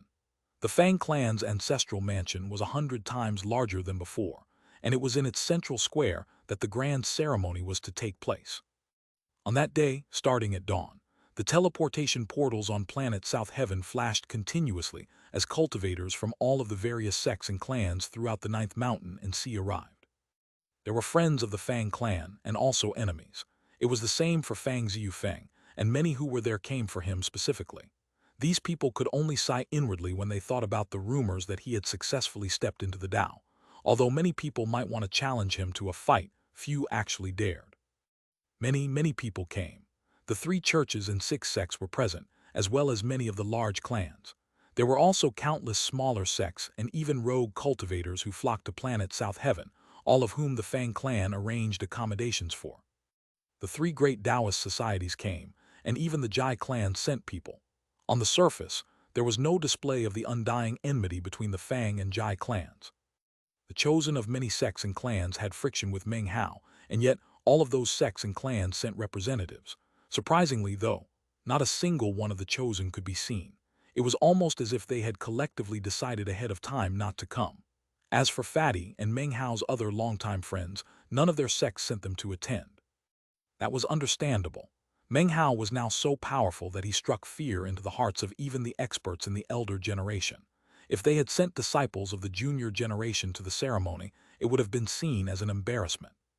Furthermore, Meng Hao's writ of karma was now well known in the Ninth Mountain and Sea. Everyone knew that he liked to get chosen members of his generation to owe him money through karma. Therefore, the less they encountered him, the better. In the end, it was mostly older cultivators who showed up. At high noon, when the sun blazed up above, the ceremony began. Numerous beams of light flew through the air toward the central square of the ancestral mansion, where rows and rows of tables had been set up. Tables were even hovering in the air, tens of thousands of them. As the cultivators arrived, they were shown to their seats by the Fang clan members in charge of the proceedings. The Dao Bell was even teleported over and hung high up in the sky, looking very threatening. The Fang clan ensured that all the tables were filled with everything from spirit alcohol to immortal fruit. The ceremony was to last for 3 days, and the expenditure for such an affair was terrifyingly enormous. However, the number of congratulatory gifts was also scalp-numbing. Fang Xiaodao took charge of it all, being the one with the most experience in that regard. On the first day of the grand ceremony, everyone watched as Fang Ziyufeng emerged, offered sacrifices to the ancestors, and called upon the starry sky. Then, all sorts of rites and functions were held before that part of the ceremony concluded. The cultivators who had come to observe the ceremony and offer congratulations were all waiting for the second day. Customarily, the 3-day-long coronation of a clan chief for a clan as powerful as the Fang would include the formality of severing enmities. That was what most people were looking forward to. Meng Hao was still in a coma. For him, it was like a long dream. Within that dream, he visited a special world, a place where the mountain and sea realm had just appeared. He saw a clan offering sacrifices to him, creating an ancestral gate and setting up spell formations. On the dawn of the second day, a huge banquet was set up in the main square. Fang Xiaodao's powerful voice echoed out in all directions. The Fang clan has chosen Fang Ziyufeng as its clan chief. Ladies and gentlemen, whatever debts or enmities he had with you will be ended this day. From now on, Fang Ziyufeng is the clan chief, and anyone who dares to provoke, slander, or vilify him will face the wrath of the entire Fang clan. Fang Xiaodao looked around slowly. He had already made plenty of preparations to ensure that nothing untoward happened. The most important factor was that Fang Ziyufeng was already in the Dao realm. Everyone knew this, so it was hard to believe that people would come looking to die. After all, that is what would happen when challenging a Dao realm clan chief. Let the formalities begin. Fang Xiaodao sat in place, and when he spoke, his voice echoed like thunder. Fang Ziyufeng sat calmly next to him, looking very threatening despite not being angry. He seemed to be filled with an invisible energy that caused anyone who looked at him to tremble inwardly, and even left their cultivation base unstable. Anyone in the Dao realm who came had to suppress themselves down to the ancient realm, which meant that nobody could possibly be a match for Fang Ziyufeng. He was the only person present that was truly in the Dao realm. A buzz of conversation could be heard from the audience. Fang Xiaodao waited for a long moment, but seeing that nobody stepped forward, he closed his eyes to wait for time to pass. He didn't seem surprised at all by the lack of challengers. However, in almost the exact moment that he closed his eyes, a burly man stepped out from the crowd. He was fully 6 meters tall, emanated the ripples of the immortal realm, and caused the ground to shake with each step. Fang Ziyufeng, there exists no enmity between us. However, I shall stand for the people to challenge you to a fight. After today, there will be no more such opportunities. Grinning, the man stamped his foot down violently, causing a boom to echo out as his cultivation base erupted with power. A windstorm instantly surged in the entire area. However, that windstorm was simply too small. His cultivation base was clearly only in the immortal realm. To challenge the clan chief of the Fang clan with a cultivation base like that caused all of the surrounding cultivators, including those from the 3 churches and 6 sects, to look on with strange expressions. Fang Xiaodao frowned, and inwardly began to get an uneasy feeling. Fang Ziyufeng, I challenge you, the burly man roared. He seemed confident and at ease, but if you looked closely, you would see that he was trembling. Furthermore, a flicker of terror existed deep within his eyes. He was like an ant challenging a giant to do battle. However, there was clearly some reason for him to be making a laughingstock of himself. Fang Ziyufeng opened his eyes and looked coldly at the man. It was obvious that the man was up to something. Otherwise, why would a nobody like him try to stir things up at a grand ceremony like this? A Fang clan cultivator immediately stood up and angrily cried out, "Enough of this horsing around. With your cultivation base, you're obviously not settling enmities, you're just causing trouble. Men, remove him." Fang clan cultivators instantly flew toward the burly man. Apparently, the man had anticipated that this would happen. He immediately fell back, gritting his teeth and placing a medicinal pill into his mouth. As soon as he crushed it between his teeth, his body began to tremble violently. His cultivation base exploded with power, and his energy rose wildly. He instantly broke through from the immortal realm into the ancient realm. The price was that his body withered rapidly. The medicinal pill he had consumed was clearly toxic, and drew on his life force to forcibly increase his cultivation base.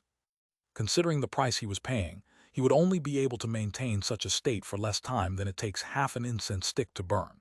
Then he would be killed in body and spirit, and nobody would be able to save him. Fang Ziyufeng, there's someone who wanted me to ask you whether or not you'll honor the words you spoke on planet West Felicity. With a shriek, the man coughed up a mouthful of blood and then transformed into a beam of light that shot toward Fang Ziyufeng. As Fang Xiaodao looked on with furrowed brow, Fang Ziyufeng's eyes glittered, and he nodded. Then, he waved his right finger and the incoming burly man shuddered and then exploded in midair.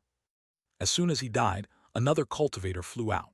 This man was also merely in the immortal realm, but he also consumed a medicinal pill, causing his energy to rocket up as he shouted at Fang Ziyufeng. Fang Ziyufeng sat there thoughtfully for a moment before waving his finger again. A third, a fourth, a fifth. One cultivator after another appeared, until the total reached 40. All of the cultivators who had come to observe the ceremony looked on with strange expressions. The reactions were even more obvious within the Fang clan. Anybody who saw something like this happening would be able to tell that something strange was going on. However, things weren't over. More cultivators appeared, all of whom acted in exactly the same way. They sacrificed their lives, resulting in Fang Ziyufeng's cultivation base being slowly worn down. On any other occasion, it wouldn't matter. However, Fang Ziyufeng still had his Dao injury and shouldn't even have been fighting. Perhaps 1 or 2 exchanges wouldn't matter, but this was an endless cycle. The people who were continuously attacking him might not have very high cultivation bases, but the medicinal pills they were consuming temporarily gave them explosive power. Fang Ziyufeng could kill them as easily as crushing ants. However, even crushing ants can be troublesome if there are too many. Clearly, someone wanted Fang Ziyufeng's injuries to reach the point where they wouldn't heal. They wanted to force him to fight. Of course, he could refuse. He could ask cultivators from his clan to take care of the problem. However, whoever had organized this would obviously have thought of such a possibility and would surely have prepared a contingency plan. Fang Ziyufeng's eyes flickered coldly. This was a situation in which he could not accept the help of others. This was the clan chief's coronation, and his challengers were only in the immortal realm. If he needed help from others, the Fang clan would be criticized for years to come and would be viewed as a joke. Fang Xiaodao's face was very dark. Although helping Fang Ziyufeng would cause problems, it was only in terms of face, leading him to consider intervening. Fang Ziyufeng suddenly frowned, as if he had thought of something. He was keeping his injuries under control, but if he really did end up fighting hundreds of cultivators, then eventually he would lose control and his injuries would flare up. It was at this point that another cultivator flew out. Before he could even get close, he cried, "Fang Ziyufeng, you boor, my cultivation base might be weak, but I'm going to challenge you too. Do you dare to fight me?" The cultivator was trembling and apparently had been forced to work up his nerve even to speak. However, he was clearly willing to throw all caution to the wind. Fang Ziyufeng eyed him coldly and was just about to wave his finger when all of a sudden a cold voice echoed through the air to fill the square. "You think you qualify to challenge my dad?" Chapter 1191, Fighting for Dad. As soon as the voice rang out across the square, all of the cultivators felt their hearts trembling. That was especially true of the Fang clan cultivators, who looked up enthusiastically. Even Fang Xiaodao and Fang Yangsu had similar reactions. Fang Ziyufeng rose to his feet, looking very excited as he turned to see a young man in a blue robe walking toward them. It was none other than Meng Hao. His face was a bit pale, as if he had just recovered from a serious illness. He looked much weaker than normal, and very scholarly as he approached Fang Ziyufeng and clasped hands in greeting. "I can't believe you're awake," Fang Ziyufeng said, voice filled with love. "What are you doing here? You should be resting." "I slept long enough," Meng Hao said, smiling. "I'm done resting. It's time for a bit of exercise." His injuries this time had been serious enough to keep him in a coma for more than a month. As soon as he woke up, he sent his divine sense out and saw what was happening, which was why he had come. As soon as the immortal realm cultivator saw Meng Hao, his face fell and he backed up a few paces. "Meng Hao, you're Meng Hao. I challenged your father, not you. You don't have the right to do anything." Hearing this, Meng Hao spun around, eyes flashing coldly as he looked at the cultivator. "You know who I am and yet dare to speak to me like that," he said coolly. "You might be looking to die, but if I feel like keeping you alive, I have plenty of ways to do so. You think I don't have the right to fight you? This is the Fang clan, so if I say I have the right, then I have the right."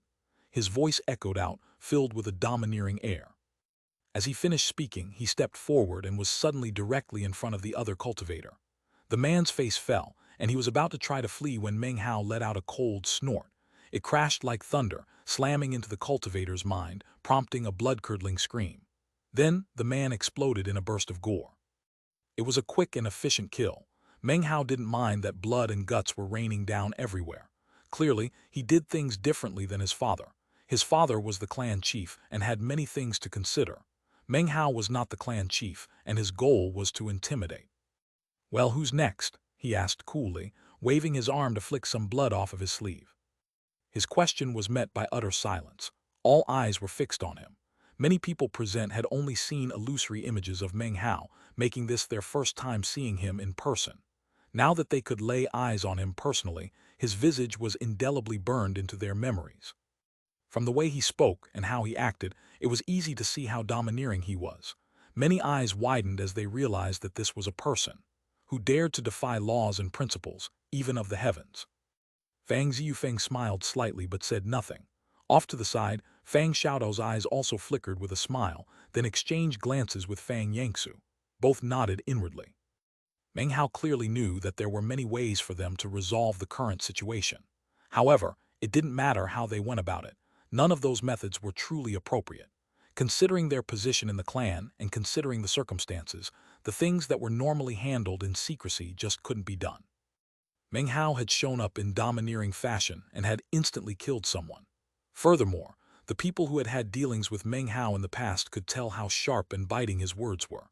After all, he hadn't met too many people who could get the upper hand on him in a debate. Meng Hao waited for a moment, but nobody stepped forward. Voice calm, he said, "Nobody. You're looking to die, child." Suddenly, a gale-force wind sprang up, within which was a middle-aged man who was charging Meng Hao. He was not in the immortal realm, but rather the ancient realm. "I'm not looking to die, I'm looking for death. Your death." Meng Hao's voice was ice-cold as he stood there and allowed the ancient realm cultivator's divine ability to slam into him. It did nothing, almost as if it was a light breeze blowing past him. The middle-aged man stared in shock. At the same time, Meng Hao's hand shot out as fast as lightning to latch onto the top of his head. Soul search. Meng Hao sent divine sense out through his splayed fingers, causing the man to shake and let out a miserable shriek. He only lasted for a few breaths of time before collapsing into pieces. Meng Hao hovered there thoughtfully for a moment and then suddenly vanished, only to reappear among the crowd, directly in front of one of the tables, facing an old man who sat there. The man's face flickered, and he was just about to rise to his feet when Meng Hao launched a god-slaying fist. The old man and even the table were instantly transformed into ash. Meng Hao vanished again, reappearing in a different direction, in front of a woman. She had a jade slip in her hand which she was about to crush. Meng Hao reached out and grabbed her arm. "Let me help you with that," he said, tightening his grip. The jade slip and her entire arm with it were instantly crushed. Then he waved his arm, causing blood to spray out of the woman's mouth. Her eyes went wide with disbelief just before she was torn to bits. In the blink of an eye, Meng Hao flashed to 17 different locations within the crowd. Each time, he appeared in front of a different cultivator, whom he immediately killed. After a few breaths of time passed, Meng Hao returned to his original position in the main square. The crowd was in an uproar, and there were even some cultivators who were angrily berating him. The commotion continued to intensify. From the look of it, Meng Hao's actions were going to lead to some sort of retributive calamity. However, Meng Hao's expression was calm as he said, "Fang clan cultivators, hear the orders of the crown prince. Take that man and him and him." Meng Hao quickly pointed out over 100 people. As he pointed at them, glowing marks appeared on their bodies. All of them looked incredibly shocked. "And kill them all." Without the slightest hesitation, members of the Fang clan flew toward the people Meng Hao had just indicated. In response, the more than 100 cultivators roared and popped medicinal pills into their mouths, causing their cultivation bases to rise explosively. However, even in such a state, they weren't a match for the Fang clan. Soon, blood-curdling screams rang out and the entire group was slaughtered. Deathly silence followed. Everyone who had been crying out in anger was now speechless. The people from the great clans and sects had maintained their calm before, but now they were all staring at Meng Hao, clearly moved. "Ladies and gentlemen, fellow Taoists, today is my father's grand ceremony," Meng Hao went on. "If you wish to resolve debts and grudges in the customary way, go ahead. However, if you try to do so in a way that defies custom, well then, I'll also defy custom." Although his face was a bit pale, his words were cold and biting. Quite a few people now had a much deeper understanding of him. "What a class act you are, Meng Hao," a voice said. It belonged to an ancient old man who strode out, the shocking ripples of the great circle of the ancient realm emanating out from him. This was a man similar to Guru Heavencloud. He could step into the Tao realm at any time. "I have enmity with your father," the old man said, glaring venomously at Fang Ziyufeng. "But since you want to stand in for him, I'll accommodate you." Fang Ziyufeng looked back icily at the old man. He clearly recognized him, and yet hadn't sensed his presence earlier.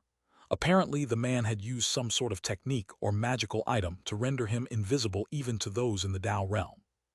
Even as the words left the old man's mouth, his body flashed through the air, and an illusory 8-trigram symbol appeared around him. It began to rotate, crackling with lightning as it shot toward Meng Hao. At the same time, the old man made a grasping gesture as he summoned a greatsword. He then performed a 2-fingered incantation and roared, causing boundless, dazzling light to shine off of the sword. His cultivation base flared to life, and his soul lamps appeared, which merged into the 8-trigram symbol, igniting it with immortal flame. Meng Hao's expression was the same as ever. As the man closed in on him, he stepped forward. Simultaneously, his energy flared, and he extended his own right hand in a plucking motion. It was none other than the star-plucking magic. Rumbling could be heard as an enormous, illusory hand appeared. It slammed into the 8 trigram symbol, crushing it into oblivion. The greatsword shattered, and the old man's eyes went wide with disbelief. He tried to fall back but was too slow. The enormous hand grabbed onto him, and he let out a miserable shriek. His heart was now filled with indescribable shock and terror. He only had time to utter a single word before he was dragged in front of Meng Hao. He had no time to utter a second word. Meng Hao's expression was cold as he stretched his hand out and grabbed onto the top of the man's head. It didn't matter that this man was in the great circle of the ancient realm, similar to Guru Heavencloud. Meng Hao would still soul-search him. The man howled, and his eyes were instantly shot with veins of blood. Without any hesitation, he unleashed his cultivation base, which began to emanate a Tao realm aura. Shockingly, he was going to attempt to evade death at this critical juncture by stepping into the Tao. Before Meng Hao had absorbed the essence of divine flame, he would have been powerless to do anything at this point. But now, in some respects, he could already be considered to be in the Tao realm. Most important was that he was now a full all-heaven Tao immortal. Azure light flickered on his right hand as he used his own power to disperse the Tao realm aura, making this attempt to step into the Tao an utter failure. Divine sense poured into the old man's mind as the soul search began. The man quivered, then screamed, "Your Majesty, save me." Meng Hao's mouth curled in an almost imperceptible smile. As the old man's voice rang out, ripples flashed in the air behind him, and abruptly, a withered hand stretched out. It looked like it had just climbed up out of the grave and reeked with an aura of death. Most shocking of all, it emanated a Tao realm aura. That aura was incredibly powerful, so powerful that even ordinary Tao realm cultivators would have a hard time standing up to it. Heaven and earth shook and a mighty wind screamed. All of the surrounding cultivators were completely shocked. This was planet South Heaven, a place where Tao realm cultivators couldn't come. And yet that hand was clearly emanating a Tao realm aura. There could only be one explanation. That hand belonged to Quasi-Tao cultivator. A terrifying Quasi-Tao cultivator, lingering on the brink of death, and yet powerful enough to suppress ordinary Tao realm experts. The suddenness of this development was such that Fang Ziyufeng, Fang Xiaodou, and Fang Yangsu all stepped forward, eyes narrowed. However, even so, there was no trace of panic in them. "Hey, or get back," Fang Xiaodou said urgently. He stretched his hand out into the air to drag Meng Hao back to safety. "I was just thinking that this guy didn't seem like the mastermind," Meng Hao said coolly. As it turns out, he was backed by this Quasi-Tao cultivator. He turned to face the hand and said, "South Heaven Death Formation, activate." Chapter 1192, Enigmatic Quasi-Tao Expert. By the time Meng Hao turned to face the withered hand, it was only 7 inches or so from his forehead, brimming with a will of destruction, as well as a boundless ancient aura. The sky went dim, the lands were cast into darkness, and the wind stilled. The entire world seemed to be having the light and color sucked out of it by the hand, infected by its aura of death. The withered hand's skin had blotches and bruises on it, as though it were difficult for the blood to pump through the veins therein. A faint stench of decay emanated off of it, which filled the area. The area around it seemed to be another world, a world in which that hand was like an immortal divinity. All it had to do was wave a finger, and all life could be taken away. The hand appeared so quickly that nobody had time to react. However, this was the grand coronation of the clan chief. How could Fang Ziyufeng and everyone else, even the ordinary clan members, not be prepared for unexpected circumstances? After all, because of planet South Heaven's spell formation, even Tao realm experts who came here had to lower themselves to the great circle of the ancient realm. However, Quasi-Tao cultivators existed in the longevity-limited area between the ancient and Tao realms, and therefore didn't need to reduce their cultivation bases. Planet South Heaven's spell formation would do nothing against such people. For example, had Fang Ziyufeng failed in his attempt to step into the Tao, even if the South Heaven Death Formation didn't approve of him, the net of destruction wouldn't appear. Fang Xiaodou, Fang Yangsu, and Fang Ziyufeng all flew out to try to pull Meng Hao back. However, Meng Hao had already made a different decision. He looked coldly at the incoming hand, and then spoke the words, "South Heaven Death Formation." In that instant, massive rumbling echoed out through the lands. An indescribable aura suddenly rose up from the ground, the air, the mountains, the rivers, the seas, the plants and vegetation, from planet South Heaven itself. The aura exploded out everywhere. It felt like a wellspring of killing intent. As the killing intent converged, it covered over planet South Heaven, becoming an enormous illusory net. It was none other than the South Heaven Death Formation.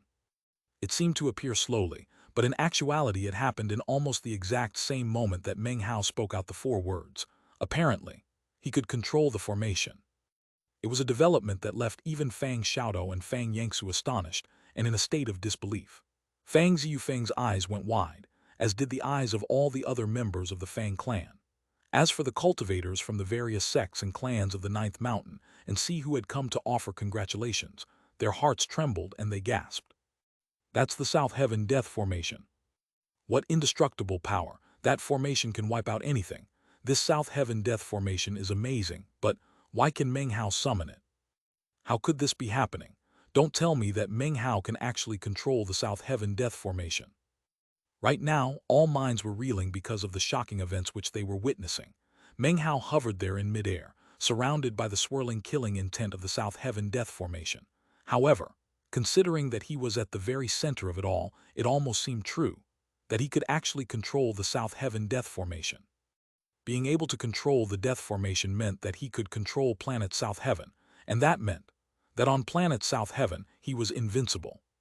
Some distance away in the imperial palace of the Great Tang, Emperor Tang stood in the main hall, looking off into the distance. He was shocked, but after a moment of thought he shook his head. Even back when Meng Hao had slipped into a coma, he had been able to detect that he had the approval of the South Heaven Death Formation. As far as Fang Ziyufeng went, the formation was tentative about not killing him, but Meng Hao, who had been so willing to sacrifice himself for his father, gained its complete and utter approval. It was as if Meng Hao's actions in saving his father had moved some ancient Li clan ancestor within the South Heaven Death Formation. As such, the entire spell formation approved of him to the point that it would listen to his commands. Something else happened in that same moment. In a stretch of barren mountains in the eastern lands, Shui Dongliu was walking up a path cut into a cliff. He suddenly stopped in place and looked up into the sky. People who change their destiny, he murmured, his eyes gleaming with anticipation. Smiling, he continued on walking. All of the cultivators in attendance at the Fang clan's coronation ceremony were completely shaken at what was happening up above. The enormous illusory net covered Meng Hao, making him shine with resplendent light, as if he represented heaven and earth. The withered hand was also shocked and began to shake. Without the slightest hesitation, the hand pulled back. It even started to fade, as if it wanted to get away from planet South Heaven as quickly as possible, and didn't dare to get any closer to Meng Hao. "You're not going anywhere," Meng Hao said coolly. He waved his hand, instantly causing the enormous illusory net to shine radiantly. The light seemed to seal everything, and a miserable scream echoed out into the air. Not too far off in the distance, the air rippled, and a figure appeared. It was an old man wearing a long black robe. He was surrounded by an aura of death, and as soon as he appeared, the enormous net shot toward him. Seeing the net closing in on him, the old man threw his head back and let out a piercing howl. Rumbling could be heard as the aura of death grew more explosive. He seemed to age even more, and his legs seemed to be on the verge of transforming into ash. He was paying a heavy price to unleash incredible power with his cultivation base, which was now so powerful that heaven and earth flickered with light. If that were all there were to it, it might not be a big deal, but then he waved his right hand, causing a single copper coin to fly out of his sleeve. The copper coin was bright yellow and had a magical symbol on one side and an 8-trigram symbol on the other. As soon as Meng Hao saw it, his eyes widened. He wasn't the only one. Fang Ziyufeng gasped, and as for Fang Xiaodou and Fang Yangsu, they had similar reactions. "The Mountain Ghost Lightning Decree," Fang Xiaodou said in disbelief. That is exactly what it was. The Mountain Ghost Lightning Decree from the 7th Tribulation of Tao Stepping. Normally it was a force that appeared during the tribulation, and yet here it was in plain sight. The Fang clan recognized it, and there were people from the other sects and clans who also recognized it. Those people shot to their feet, expressions of shock on their faces. Their eyes instantly began to shine with a strange light that soon transformed into greed. It didn't matter whether or not the item was real or a fake. Its mere appearance instantly shook everyone. Although everyone could now see exactly what the old man looked like, nobody recognized him. Not a single one of the visiting cultivators from the various sects and clans knew who he was. Fang Ziyufeng frowned. The man was also a stranger to him. That in itself was an impossibility. In the 9th Mountain and Sea, it would be inconceivable that a cultivator could progress from the spirit realm all the way to the peak of the ancient realm in complete anonymity. Even though he had failed in transcending tribulation and ended up as a quasi-Dao cultivator, such people were also a rarity. There simply had to be people who had previously interacted with him. Furthermore, the people who would have had dealings with him would be people with profound cultivation bases. He simply couldn't be a nameless, unknown figure. Besides, a quasi-Dao expert was not the type of person that you could simply ignore or not care about. And yet, this old man seemed to be a complete stranger to everyone. For a completely unknown quasi-Dao cultivator to exist was strange enough, but what was even stranger was that he somehow had a mountain ghost lightning decree coin. That made him not just strange, but extremely mysterious. Even as all eyes were focused on the mountain ghost lightning decree, Fang Ziyufeng suddenly gave a cold snort. Eyes icy, he spoke in a sinister voice. So it turns out to be old bastard Shangyuan. We fought years ago in the ruins of immortality, and I crippled your cultivation base. How could I ever have imagined that? Not only would you have come across the good fortune to restore your cultivation base, but you would also experience Dao-stepping tribulation. Too bad you failed, and now your longevity is at its end. Hayar, this guy and I had an undying enmity years ago that still remains irreconcilable. Why don't you kill him for me? As soon as his voice rang out, everyone's eyes widened in shock. However, inwardly, people began to curse. From what they could tell, Fang Ziyufeng had seen the mountain ghost lightning decree and assumed people would try to snatch it, so he made up a story to prevent that from happening. Of course, nobody could give voice to such suspicions. After all, it appeared as if this old man really had come with the purpose of going after Fang Ziyufeng. The old man threw his head back and roared, raising both hands into the air. The copper coin that was the mountain ghost lightning decree suddenly flew through the air up toward the giant net. The old man's cultivation base surged with full power, creating a maelstrom of death that swept everything out of his way as he shot up toward the net, as if to escape planet South Heaven. As long as he could get away from planet South Heaven, then the South Heaven death formation wouldn't be able to kill him. After all, his longevity might be limited, but he actually had some secret magic that would enable him to live on a bit longer. Mountain ghost, thunder and lightning, ghost slaying, spirit subduing. In the moment that the copper coin slammed into the huge illusory net, the old man roared. He was now at the ultimate peak of what he could manage. The copper coin flashed with bright yellow light, and suddenly the awe-inspiring image of a mountain ghost appeared, stretching its hands out toward the huge net. Lightning crackled around it as it roared and charged the net. The instant they contacted each other, a massive rumbling filled heaven and earth. The power of lightning transformed into a 30,000-meter lightning dragon which tore a huge hole into the net. The sight shocked even Meng Hao, and Emperor Tang's pupils constricted. It wasn't that the South Heaven death formation was weak, but rather that the mountain ghost lightning decree was an item from legend with inexhaustible power.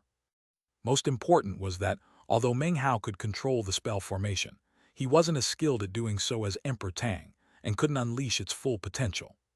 The old man roared, transforming into a beam of light that shot toward the tear in the net. With a cold harumph, Meng Hao lifted his right hand up toward him and made a grasping motion.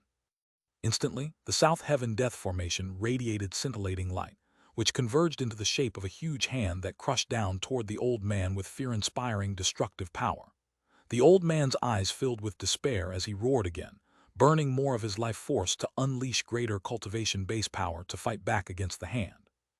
However, he was like a moth flying into a flame. In the blink of an eye, the hand grabbed a hold of him and crushed him to death. A blood-curdling scream echoed out as he was destroyed in body and spirit. However, in the moment before he passed into death, he suddenly let out a venomous shout. Fang Clan, you people, will never become an all-heaven clan. Chapter 1193, Don't Dare to Fight. All heaven and earth shook. The old man's voice echoed about, filled with venomous hatred. Although most people didn't understand what an all-heaven clan was, the 3 churches and 6 sects as well as certain other groups were completely shocked and looked over at the Fang clan. All-heaven clan. Even as they looked over in astonishment, the enormous illusory net vanished, and Meng Hao shot up into the sky. His goal was clear, the shining yellow copper coin, which was now masterless and slowly beginning to fall out of the sky. He moved with incredible speed, and yet there were others in the crowd who also shot upward with lightning quickness. There were 9 of them, all of whom headed directly toward the copper coin. But then, 6 of those people suddenly changed directions and headed toward Meng Hao instead of the copper coin, apparently with the intention of blocking his path. The other three pushed even faster toward the copper coin. Fang Ziyufeng's face was calm. Next to him were Fang Xiaodou and Fang Yangsu, neither of whom did anything. All of them had complete confidence in Meng Hao. Meng Hao's eyes shone coldly. The old man he had just killed with the help of the South Heaven Death Formation had been targeting the Fang clan, so therefore, he intended to keep the copper coin as a battle trophy. As he flashed through the air, his right hand flashed with an incantation gesture. Then he waved his hand, causing numerous immortal mountains to descend, surrounded by boundless azure light. Of the group of 6, 3 coughed up blood and immediately slowed down. The other 3 unleashed divine abilities and magical techniques. Instantly, the sky filled with splendid multicolored light and the ripples of magic. Dozens of enormous black lizards materialized, which roared as they charged toward Meng Hao. There was also a gigantic whip that slashed toward him like a dragon. Last was a 7-colored rainbow, which emanated brilliant light that covered all heaven and earth. Meng Hao snorted coldly and pressed forward, relying on the strength of his fleshly body to meet the divine abilities. Both hands stretched out in front of him and ripped to either side, causing the enormous black lizards to let out miserable screams as they were ripped to shreds. Without even slowing down, Meng Hao waved his right hand, grabbing the illusory whip and sending flame out to engulf it. In the blink of an eye, the whip became a writhing serpent of fire. Then Meng Hao slammed into the rainbow, shattering it into countless fragments. It all happened so quickly that Meng Hao didn't even slow down. He was now directly in front of the 3 cultivators who had just launched the divine abilities. Their faces flickered with disbelief, and before they could unleash more magic, Meng Hao waved his sleeve, causing a tempest to sweep over them. Blood sprayed out of their mouths as Meng Hao passed them by. He didn't kill them. Today was the day his father became the clan chief, so unless it was absolutely necessary, he wouldn't kill anyone the way he had during the challenges earlier. He didn't want to turn the occasion into a massacre. A moment later, he was in front of the copper coin. As he reached out to grab it, the other 3 cultivators closed in, performing incantation gestures and sending out powerful attacks to block Meng Hao. One of them summoned an enormous silver-colored bottle gourd that shot toward Meng Hao, emanating a powerful gravitational force, as well as shocking screams that echoed in Meng Hao's ears and mind. "Screw off," he said, clenching his left hand into a fist and punching out with the power of God-slaying. The silver gourd trembled and then exploded into pieces, scattering the vengeful ghosts that had been contained inside of it. The resulting backlash slammed into the cultivator who had launched the divine ability. His face fell as the vengeful ghost slammed into him. Blood sprayed out of his mouth, and his body withered as he tumbled backward. One of his fellows snorted coldly, ignoring the copper coin and shooting toward Meng Hao, eyes blazing as he burned his life force. He was harming himself and even his cultivation base to prevent Meng Hao from taking the copper coin. The burning turned into the power of self-detonation, causing all faces to fill with shock as the man exploded. It was like a sun detonating, causing blinding light to stab out in all directions. Meng Hao didn't retreat. Face cold, he waved his finger toward the expanding power of self-detonation. Demon Sealing 5th Hex. Inside-outside Hex. Back when Meng Hao had acquired this hex, his cultivation base had been too weak to fully unleash it. But now, he had the power of an all-heaven Tao immortal and could use it in its strongest form. A moment later, a huge rift appeared in front of him that looked like a gigantic mouth. It emanated an indescribably powerful gravitational force that sucked in the self-detonation power. It happened with incredible speed. One moment, everyone could sense the power of the self-detonation. The next moment, it was gone. Everyone stared in shock as they realized that there were now only 2 people near the copper coin, Meng Hao and another middle-aged cultivator in a black robe. The man was staring at Meng Hao, eyes wide with fear. He could never have imagined that so many people wouldn't even be able to slow Meng Hao down. Now there were only 2 of them vying for the coin. 2 hands reached out simultaneously to grab it. The middle-aged man's eyes flickered as the aura of karma suddenly emanated out from him. Instead of reaching out with his hand, countless karma threads shot out, swirling around him, and then snaking toward the copper coin to entangle it. "Jade clan," said Meng Hao, his eyes gleaming with killing intent. This middle-aged man had a cultivation base in the great circle of the ancient realm, but because of the bizarre nature of Jade clan divine abilities, his power surpassed that of other people in the same realm as him. "That thing belongs to me," the man cried out in a domineering voice. His karma threads latched onto the copper coin and jerked it toward him. Dog fart of a Jai clan, Meng Hao roared. Azure light exploded off of him. He didn't need to perform any incantation gestures. His magic responded to his very will. The azure light transformed into an illusory blade that instantly slashed toward the Jai clan cultivator and his karma threads. In the blink of an eye, the karma threads were sliced in two. Blood sprayed out of the man's mouth and his body withered. At the same time, Meng Hao grabbed the copper coin. Without even looking at it, he branded it with divine sense and then tossed it into his bag of holding. Then he spun, hovering in midair as he stared coldly at the Jai clan cultivator. The man's face flickered as he glared back at Meng Hao. Then he snorted and started to back up. "Did I say you could leave?" Meng Hao said, flashing in the man's direction and waving his right finger. The air distorted, and the sky dimmed as the area surrounding the man began to collapse. The man's face flickered, and he bit his tongue, spitting out a mouthful of blood to unleash a secret magic, barely allowing him to escape the attack. Enraged, he cried out, "What do you think you're doing, Meng Hao? You really dare to try to kill me?" Down below, the other cultivators from the Jai clan looked on with tranquil expressions. None of them seemed worried about what was happening at all, as if they were certain that Meng Hao wouldn't dare to kill a Jai clan cultivator in front of so many witnesses. Meng Hao's expression was very solemn as he said, "Today is my dad's coronation as clan chief, and yet some villains showed up and tried to sow chaos. Even though I've killed them already, I'm still convinced that they were acting on the orders of someone else. A conspiracy. If it weren't for that, how would a trifling quasi-Dao cultivator ever dare come and do such shocking things in my house?" Even as he spoke, he began to advance toward the Jai clan cultivator. "I'm investigating this matter on behalf of the Fang clan, which requires a thorough examination of this copper coin and its origins. And yet you actually tried to stop me. Not only that, you fought me over the item. Why might that be? Could it be that the Jai clan is behind the conspiracy? Now that the quasi-Dao cultivator is dead, you're worried that the Fang clan might uncover the truth and therefore wanted to get your hands on the evidence. Isn't that true?" Meng Hao spoke quickly and without pause, and with increasing intensity so that by the end he was practically bellowing. His words became like an explosion of thunder, after which he closed in on the man and unleashed a punch. The Jai clan cultivator's face fell, and he fought back with all his power. However, blood sprayed out of his mouth as he fell back. At the same time, the Jai clan cultivators down below rose to their feet and looked up coldly at Meng Hao. "Meng Hao, cease this slander," the man cried.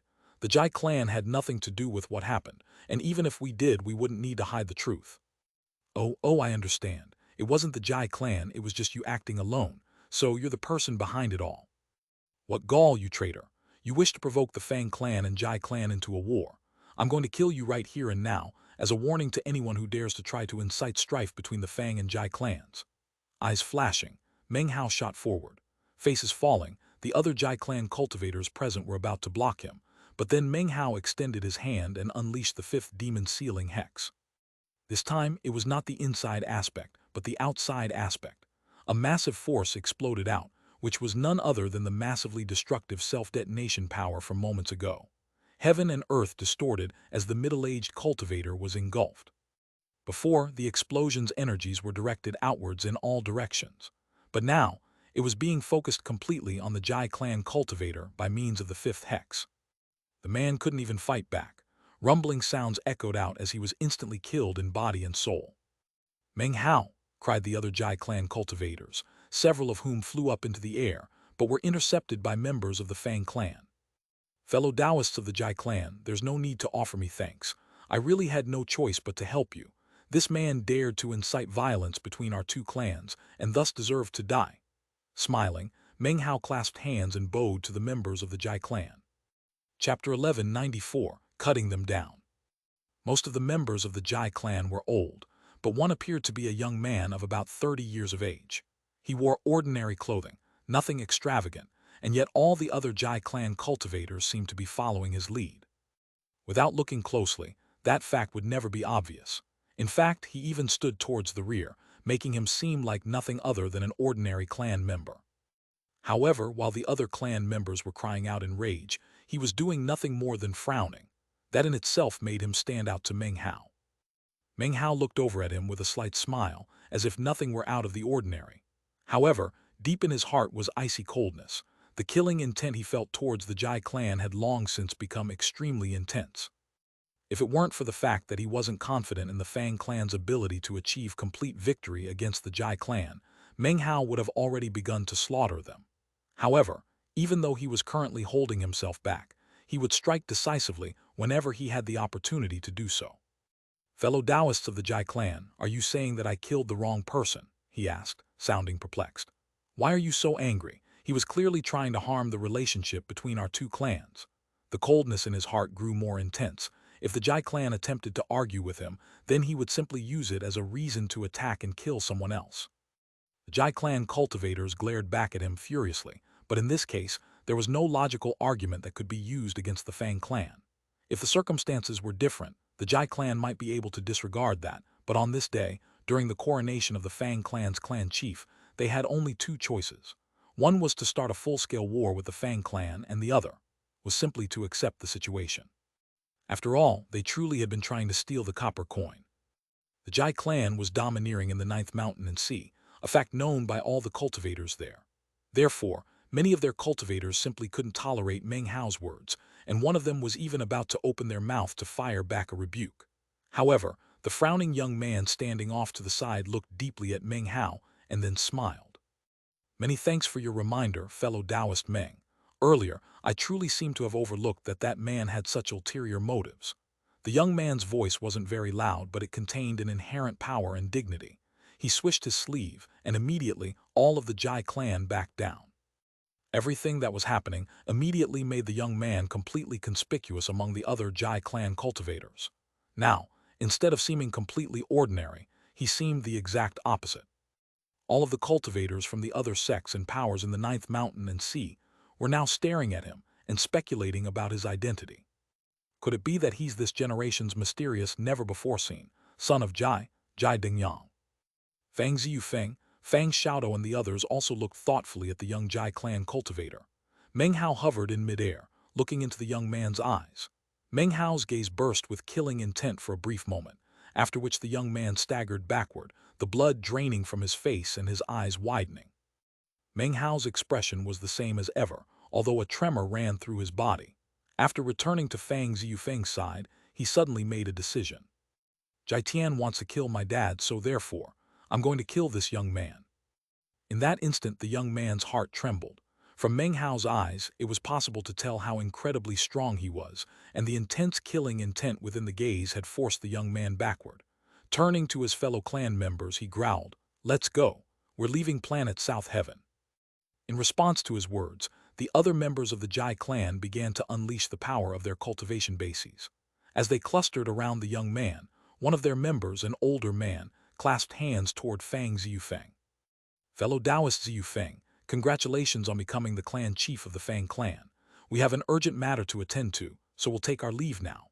Without even waiting for a response from Fang Ziyufeng, the man flew into the air, followed by the young cultivator and all the other members of the Jai clan.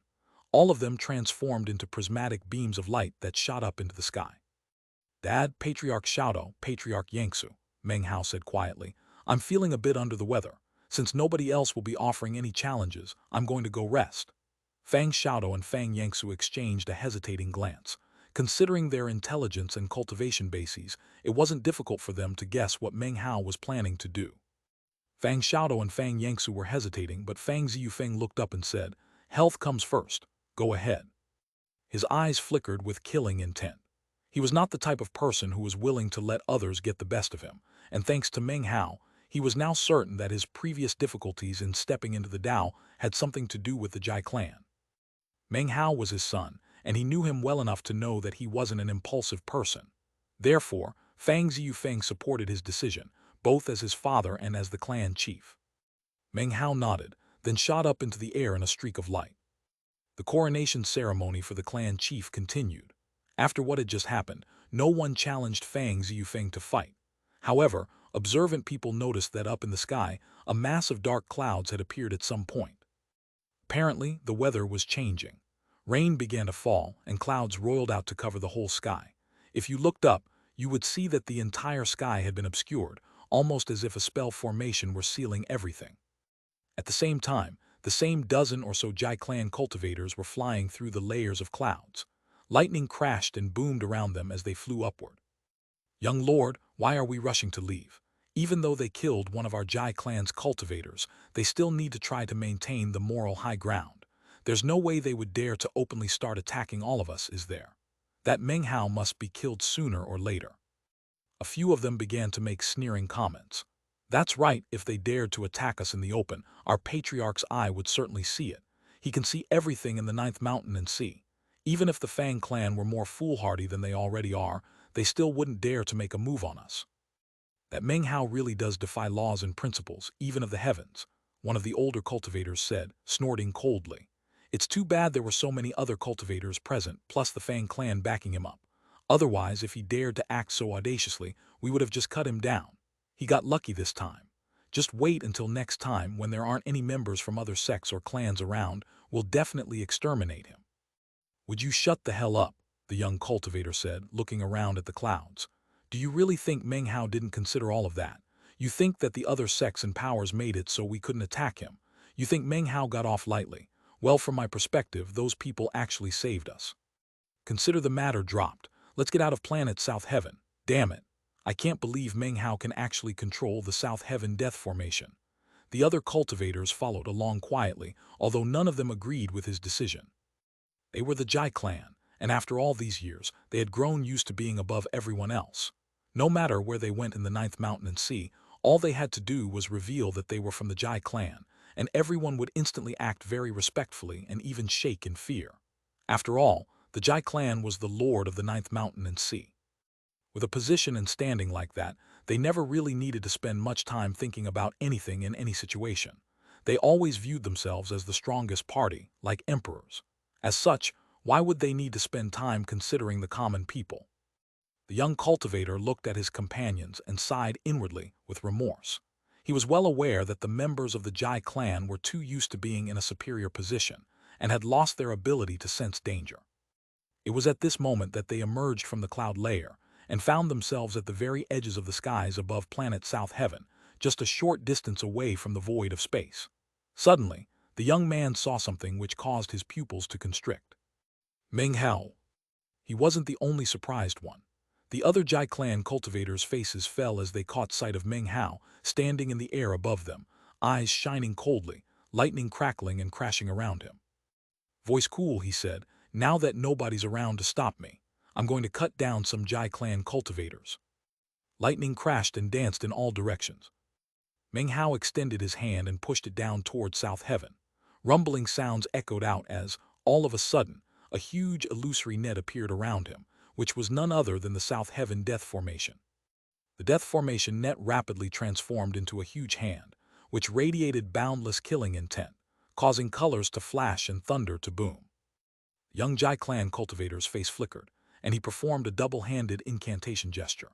He roared as innumerable shocking karma threads appeared around him, transforming into innumerable magical items that shone with dazzling light and shot toward the hand. Simultaneously, killing intent began to roll off of all the other Jai clan cultivators, and the dozen or so of them joined together in unleashing their entire cultivation bases to defend against the hand. When the magical techniques and divine abilities, as well as the magical items, slammed into the huge hand formed by the spell formation, they were completely powerless. They shattered into nothing, crushed like dried weeds by the spell formation hand. Rumbling echoed out as the hand then slammed into the Jai clan cultivators. Almost instantly, 3 of their number screamed and exploded into pieces, transforming into a rain of blood that fell down through the clouds. Meng Hao, how dare you kill Jai clan cultivators? Our patriarch is going to slaughter you. In the following instant, another 3 Jai clan cultivators were killed. Blood sprayed out of their mouths and they exploded. The cries they let out before dying never went beyond the clouds, nor did they echo out into space. Down below, the only thing people could hear was thunder. Jai Tian doesn't dare to come to planet South Heaven, Meng Hao said coolly. He waved his right hand, causing boundless lightning to crackle within the clouds. There was so much lightning that it seemed as if the entire world were composed of nothing else, except for a few miserable screams interspersed between the booming thunder. The hand materialized by the South Heaven Death Formation was like heavenly tribulation from planet South Heaven, something that could extinguish all life. and Meng Hao could control the South Heaven Death Formation. That mean that on planet South Heaven he was exactly as powerful as Emperor Tang, unsurpassable.